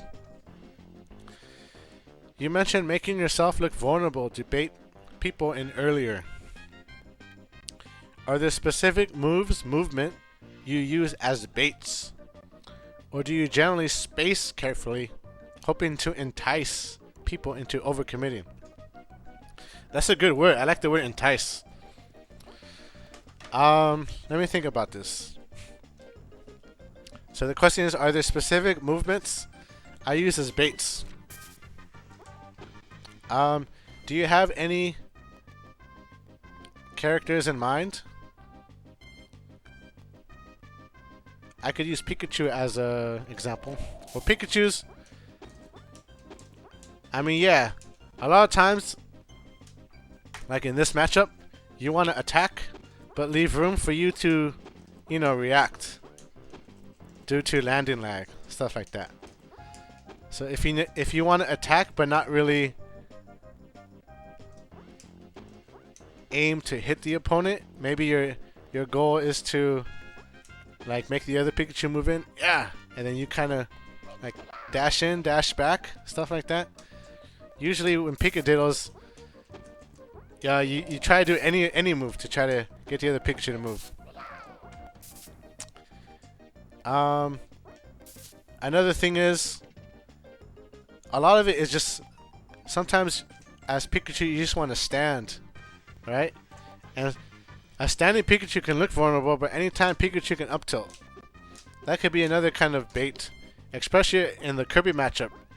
So say red Pikachu's Kirby coming up here, and you want to look vulnerable on the ground, but you have good timing, you do up tilt. That's not maybe the safest thing to do, but that's possible. So I think that's kind of a big question, because there's 12 characters in the game, so there's different ways to bait people. You know, some people like to go on the edge, get up, and try to bait people that way, because maybe they think, oh, the opponent's not going to be fast enough to react to my get up, and I'll do a jab grab after, or something like that. So that's an example of a bait. Just keeping into account that your opponent maybe is not good enough to react fast enough to what you're going to do. Alright, I'll move on. Sorry if I didn't answer that question fully. Do I have any movement drills you practice with your characters? Not really. I haven't practiced in a while. But I think I used to have some videos. But yeah, my play style or my training style changes over time. Some years doing specific drills maybe earlier in my life. And now I just do whatever. So no, I don't have any drills. Maybe on Hyrule. Let me go to Hyrule. That's my stage.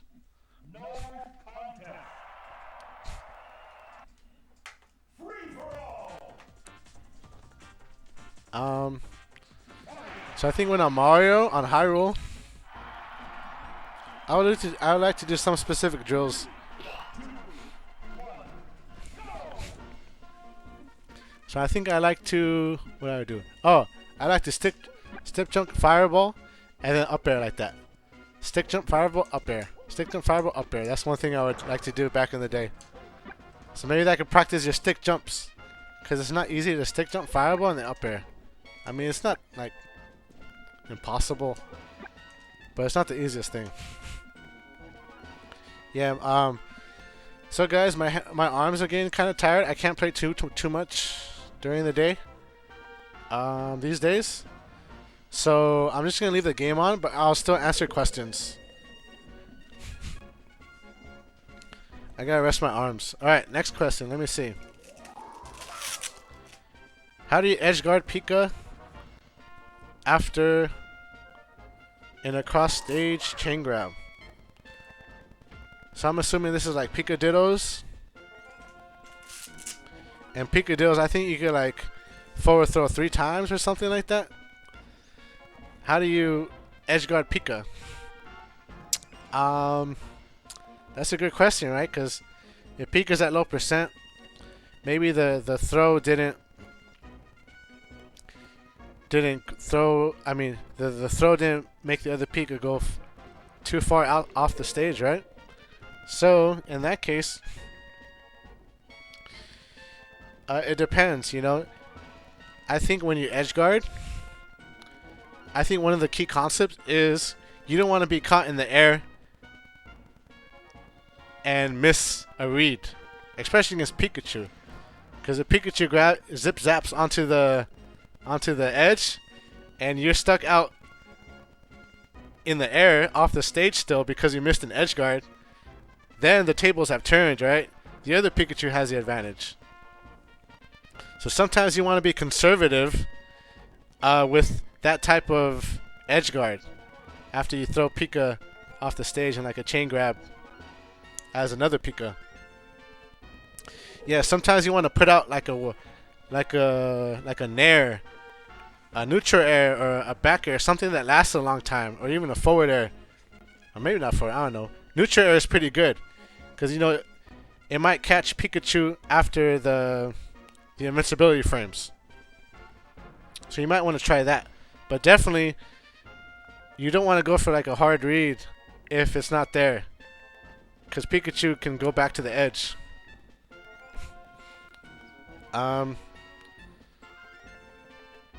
So yeah, that's just a quick answer, not a totally robust answer. Alright, I'll go on to the next question. A question out of curiosity. What is your favorite matchup to play? And maybe what is your least favorite? Alright, my favorite matchup is probably... I don't have one. There's so many good matches. A lot of times I like the matches where I'm the underdog, or people think I should be the underdog. So I like Kirby Falcon when I'm playing as Falcon. So I like to see if I could beat the Kirby. So far I'm trying out camping the top platform as Falcon and making Kirby jump up at me. So that's one of my favorite matchups. I also like... I think Fox Pika is a decent matchup. It's always satisfying when you beat the Pika. But you know, Pika has pretty good advantage on Dreamland at least. Oh, having fun? Regardless of the result? Yeah, still those matchups. And what else? What are the matchups? Well, the characters I like picking, those are the matchups I like. I like picking Fox and Yoshi sometimes, and Link. Jiggly sometimes. Jiggly against who? Jiggly against...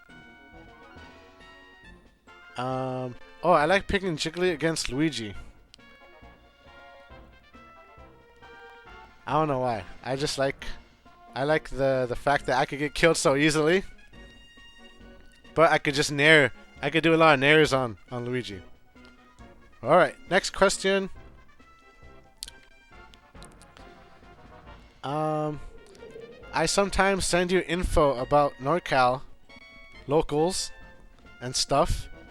Do you have any interest in coming to local SSB tournaments like AFK in San Jose or Made in Oakland? So that's a good question, right?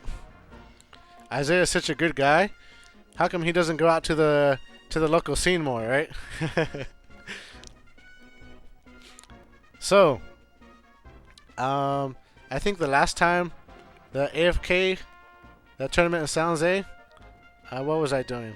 Well, Um, as some of you may know, some of you don't know, but at the end of last year, well, this isn't an excuse.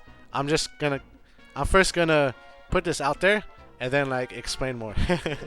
So at the end of last year, I was using the computer and in like an uncomfortable position, so I kind of hurt my arms, but I'm recovering. In fact, I was able to like do the stream with you guys, so at least that's something. Slowly every day, I'm, getting my endurance back. You can't just get it all back at once. But that's one of the reasons why I didn't go to AFK in San Jose. But that's not everything, right? Because I haven't really gone to many local tournaments in recent history. I think a lot of it has to do with the fact that I'm kind of lazy when it comes to traveling locally, like up to San Francisco and Oakland for some reason. Well, Oakland's kind of scary in my mind. Just hearing about that car that got, I don't know, I think someone's car got broken into. Was that in Oakland? I'm not sure. But Oakland just scares me. Just the thought of Oakland. I think that's just based on, I don't know, the media or something. But I think once my arms get better, I'll have a higher chance of making it out to that AFK in San Jose. So the other thing is I really love hanging around my girlfriend. And I know if she heard this, she'd be like, "Oh, don't try to like blame it on me that you're not going to these tournaments," stuff like that. But sometimes, a lot of times actually, I just like relaxing with her, like playing video games. I know that's like a trade-off, right? Because at some point it's good to like socialize with other human beings and stuff like that. But Oakland, scary. San Francisco, I don't know if I would like to drive there. That seems kind of scary. But you know what? I have, invited people to my home before, but a lot of times people don't come down because they're busy or it's far away. So maybe I can invite people down here more often. And if people don't come, I'll be like, okay, how come you guys aren't coming to my place? But yeah, hopefully in the future I'll be able to make it out to at least the San Jose ones. That's at least I have no excuse, right? Because that's right down the street. Yeah, so it's a good question. Alright, next question. How do I approach a campy Kirby that jumps above top platform and comes down with down airs as Pika? Kirby's down air reaches pretty far, blah blah blah. Do I just time my up airs better? Oh, I see. Yeah, I think a lot of times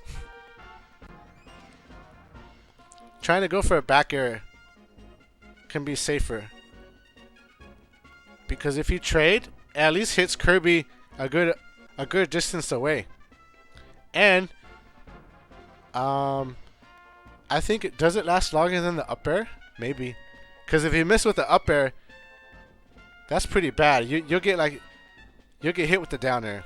So you want to be careful with up air. Sure, up air is pretty good to pressure Kirby in some situations, but you don't want to just rely on that. Because if you miss, or if Kirby is at the wrong percent, right? Not enough hit stun, Kirby will just get you afterwards.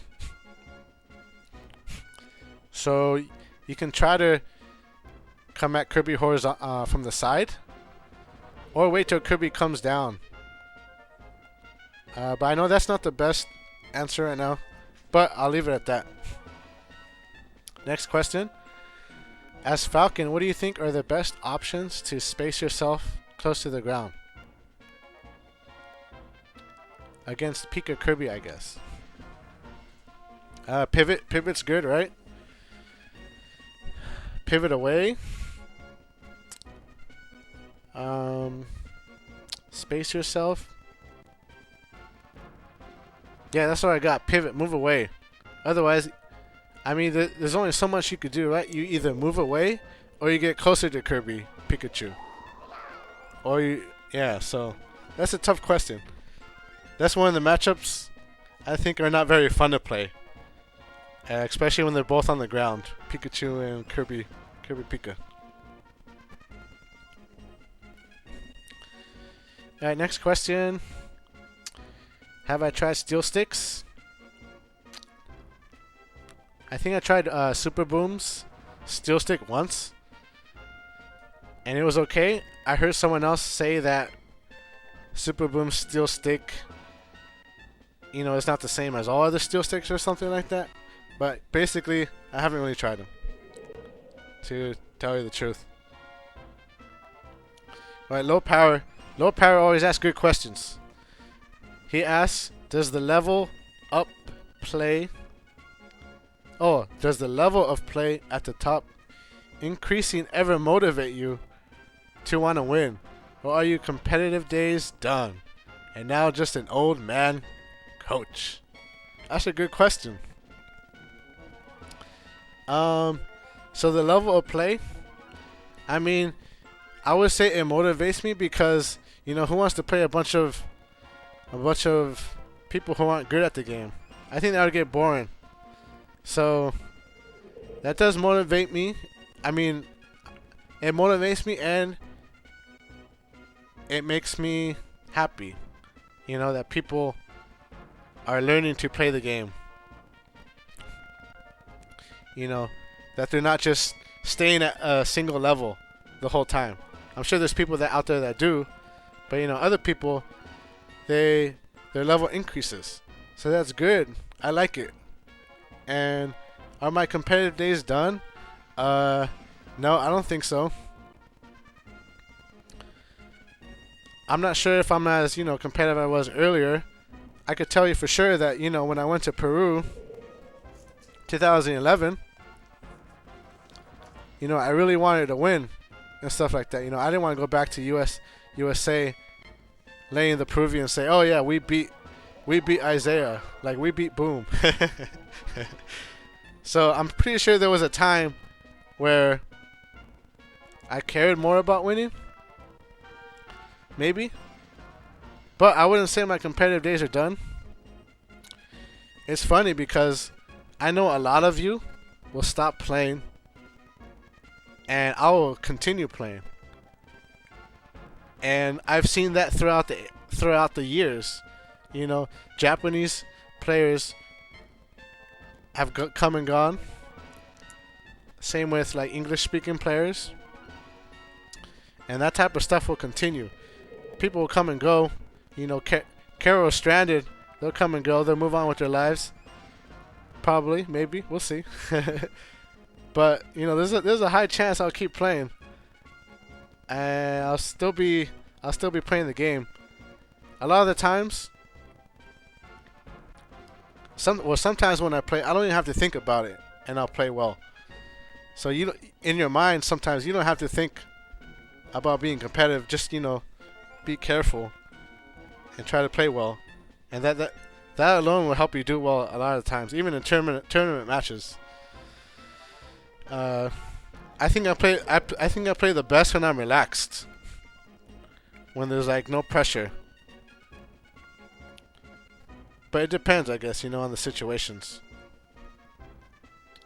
But no, I'm not just an old man coach. I guess I'm an old man relative to maybe other people. Because I know in the Splatoon community, there's a lot of kids. And I'm like, whoa, look at all these kids. They're really young. Compared to the 64 Smash community. But yeah, sorry. Sorry for rambling. Sorry for rambling like an old man. Next question. How often do you go through your controller sticks?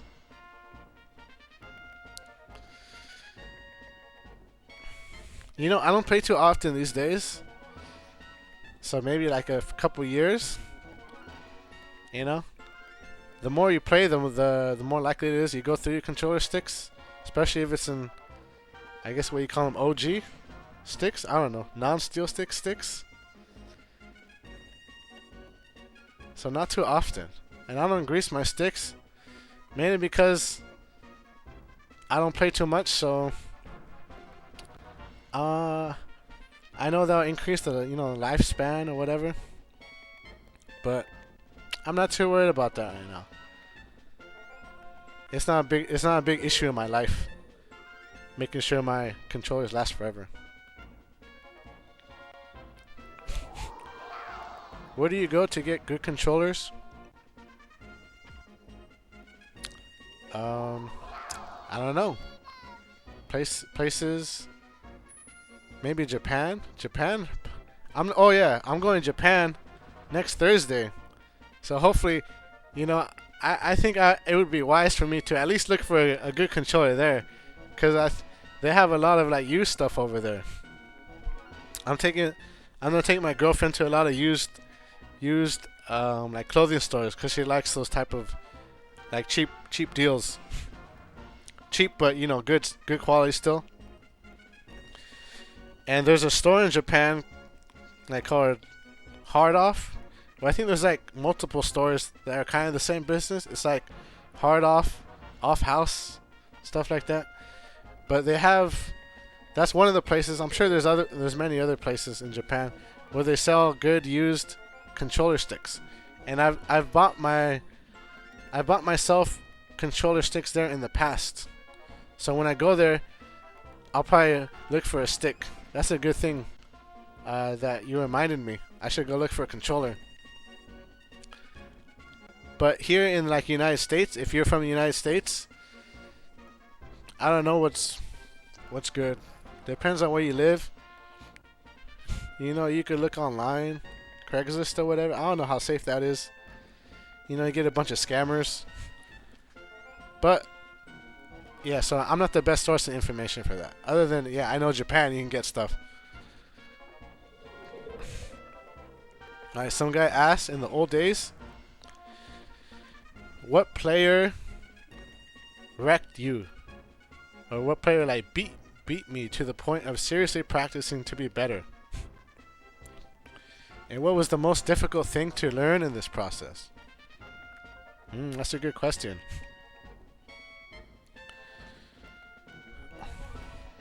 I wouldn't say someone really wrecked me to the point that I would seriously practice to be better. I don't think. So, yeah, I'm not sure I answered that question. I don't want to make up stuff. So I'll just say I'm not sure about that question. But I don't think I would like really practice just because I got wrecked or something like that. I'm trying to think. If anything, maybe it would be like a specific matchup. I don't know though.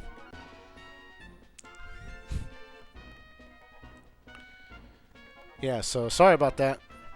How do I feel about going for style instead of standard in competitive tournament matches? I think it's all up to you. Right? You should play whatever is most enjoyable for you, I think. So if you want to go for style,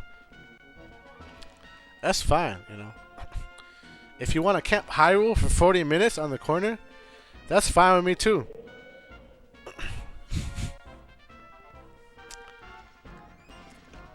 So yeah, it's really up to you. Next question. What do you do in neutral? Oh, what about me?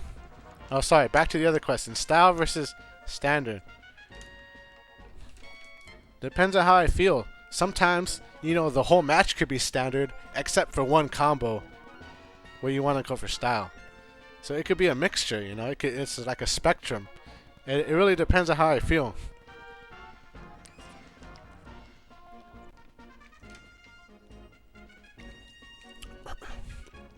Alright.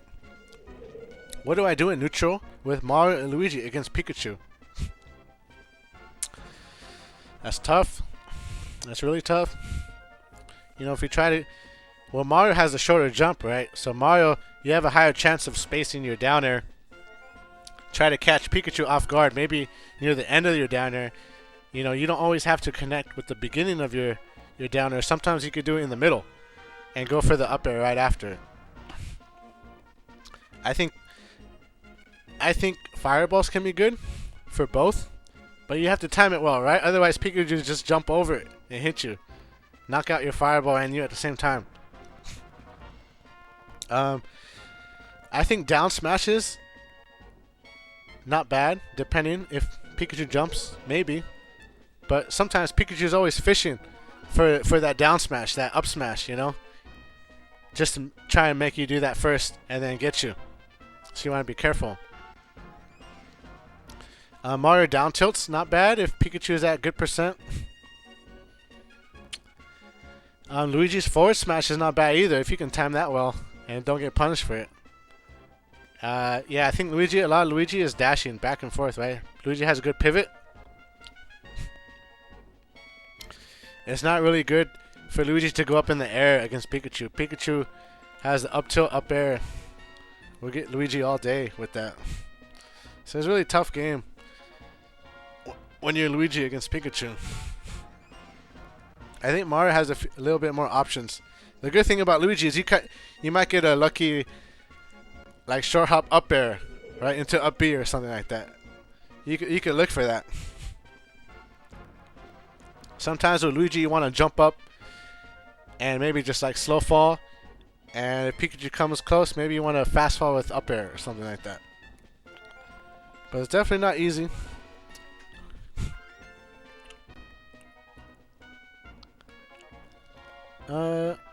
Last question from Natty Smash.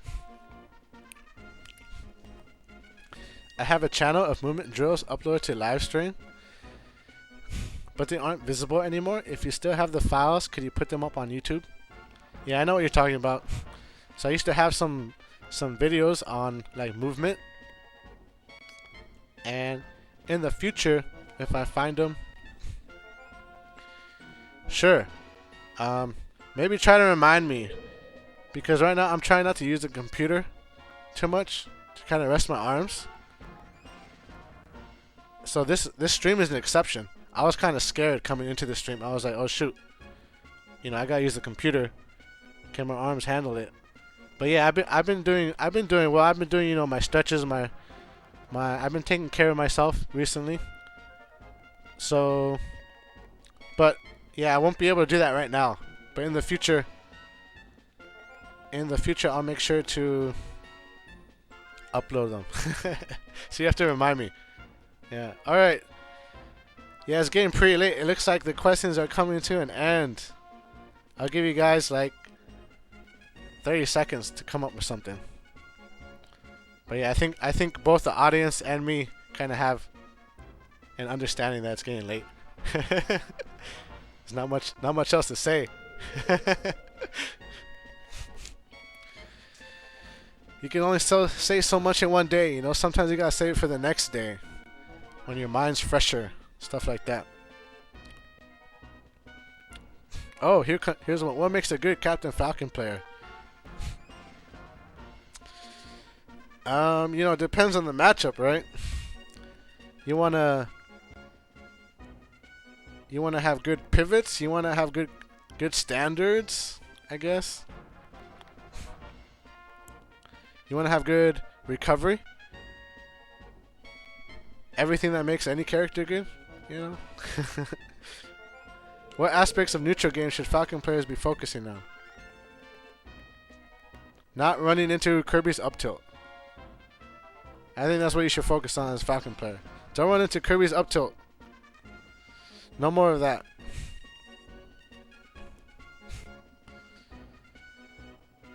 When is the next time you'll do something like this again?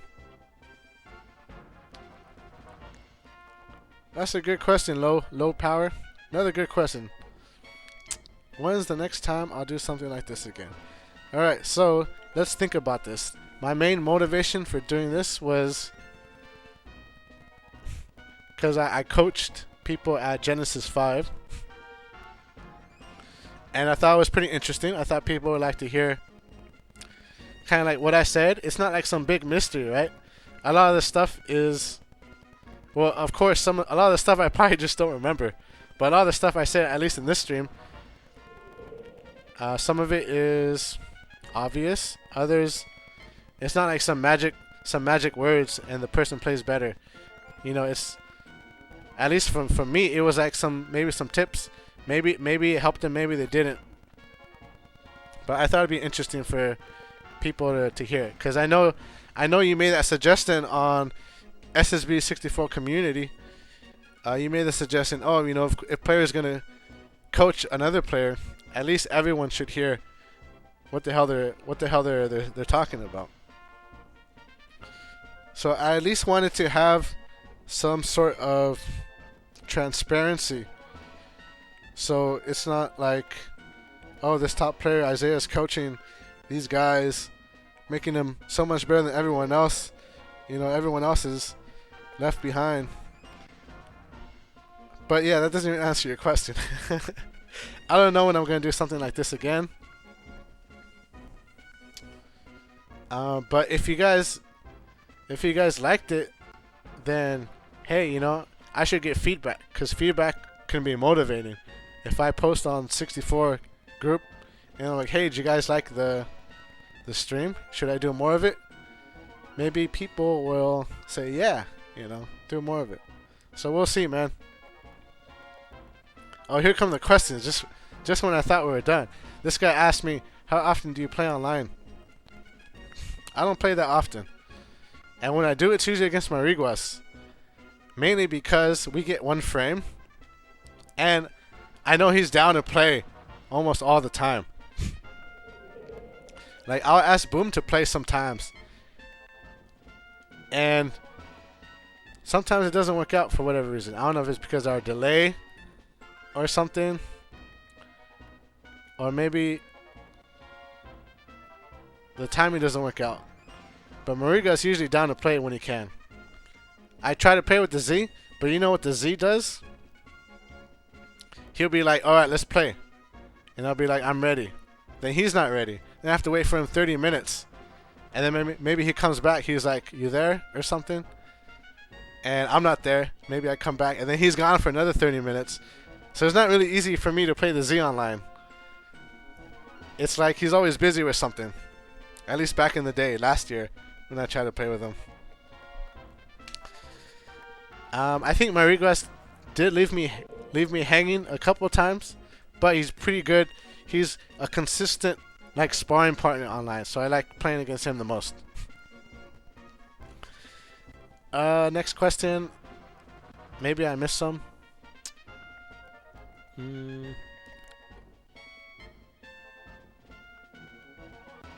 Oh yeah. Yeah, thanks for any feedback you give, Low Power. I'm gonna be honest with you. Any feedback I get for like improving this, I might keep it in my back of the mind, but I might not implement it because I'm kind of a perfectionist sometimes. So doing something, I'm kind of a perfectionist, but I don't like that I'm a perfectionist sometimes. So the fact that I'm doing this and I kind of don't care like how it went, I think it's cool. Otherwise, I take too much time. Like for like my analysis videos, sometimes I take too much time, and that's why I haven't uploaded like a video for Kuro versus Jerson. It's because I'm like, oh man, this is so much work. But I think, yeah, I think a live stream like this, where you know I don't have to be perfect. I'll just talk about whatever, and if it helps you, good. And if it doesn't help you, that's fine. Yeah, I think it's cool. And but I still appreciate the feedback. I'll keep it in the back of my mind.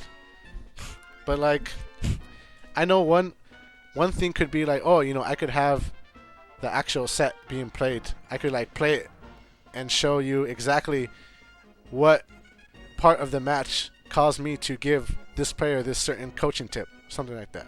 I can improve it like that. But right now my arms aren't so good. But anyways, yeah. Thanks for any feedback you give me still. Let's see. Someone asked me how many hours do I have in Smash. I have no idea. Oh, one time I thought to myself, you know, wouldn't it be cool to like know random statistics about your life if you could have like a chip or something implanted in us? And have like random statistics about our whole life. And that would be one of those statistics. Like how many hours do I have in Smash? But that I don't know. Like sometimes I wonder to myself, you know, how many different people have I met in my life? Like an exact number. How many? I don't know. I just think like statistics that aren't that usually take too much work to gather throughout your lifetime. If someone could just tell you those statistics, that'd be pretty cool. Yeah.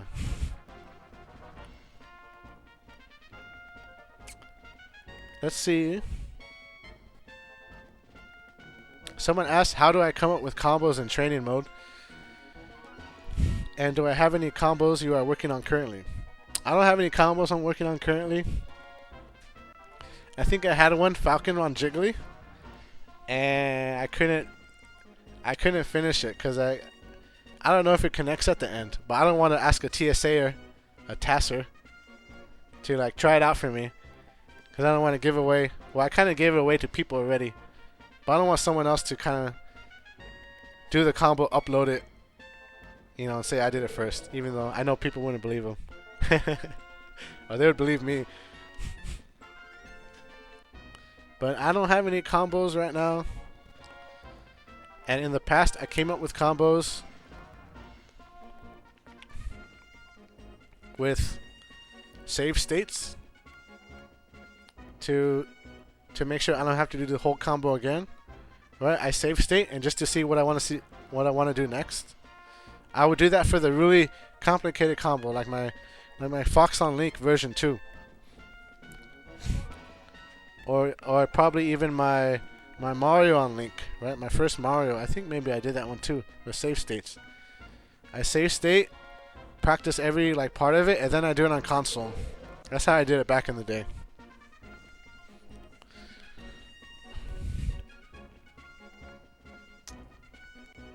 Alright, Low Power asks, did you play Fukuro? If so, what was strong about him?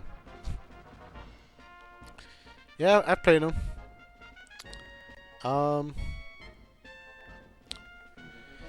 What is strong about Fukuro is he has pretty good edge guards. Like I know during the stream I talked about him like, oh, he floats up here in the air. Maybe it's not optimal. But still, even with his edge guard, it's still pretty good. He has good reactions.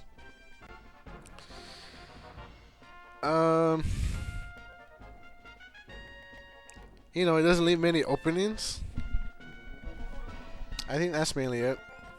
I don't know what else to say about him. He's Kirby. Kirby's a strong character. But he's a smart player. I like playing against him. It's very fun, especially Kirby Diddles. I like Kirby Diddles.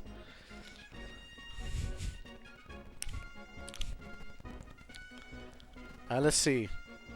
How long did it take me to do my rat on Puff on Hyrule? So this is a combo I did. Pikachu on Jigglypuff on Hyrule. I don't know. That's the one where I just like go back and forth with on Jiggly. I have no idea, man. Sorry about that.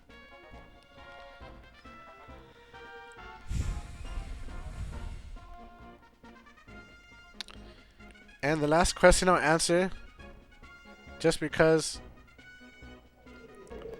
I think I need to stop the stream. I'll answer one last question. So this is the final question. The question is, Could you upload your stream from a while ago against my request to YouTube? And the answer is no. And why is that? It's because lately I only like uploading console footage to YouTube. Online, I mean, I know in the past I've called it fake smash. I mean, it's still good to do. It's good to practice. But I don't particularly care of having a record of my online matches on my YouTube. So that's mainly why. I like console the best, so I like to keep my channel just mainly console. Alright guys, thanks for hanging out with me and listening to me. I know, yeah, this is like a long stream, but it was really fun, and hopefully I could do something like this again. Alright, maybe not too soon. Yeah, I mentioned I'm going to Japan next week. Lucky for you guys though, if you like videos, I'm bringing my recording setup over there. I'm bringing my laptop over there. I'm gonna record matches, maybe me against the Japanese a little bit. Depends on how my arms are. Probably maybe a few matches. But definitely I'll record a lot of like the Japanese versus each other. So you'll get to see that on my YouTube. So usually you only get to see like some console matches, right, from tournaments. But hopefully I'll get a lot of like non-tournament matches between Japanese. And yeah, so I'm looking forward to that. I'm going to be in Japan February 2nd to March 5th. I'm going to have a lot of time to like collect cool things, Nintendo stuff. You know, controllers, record matches, relax. And maybe play in the tournament if I'm feeling good. So, yeah, look forward to more matches on my YouTube. And thanks for watching, guys. I'll see you guys next time.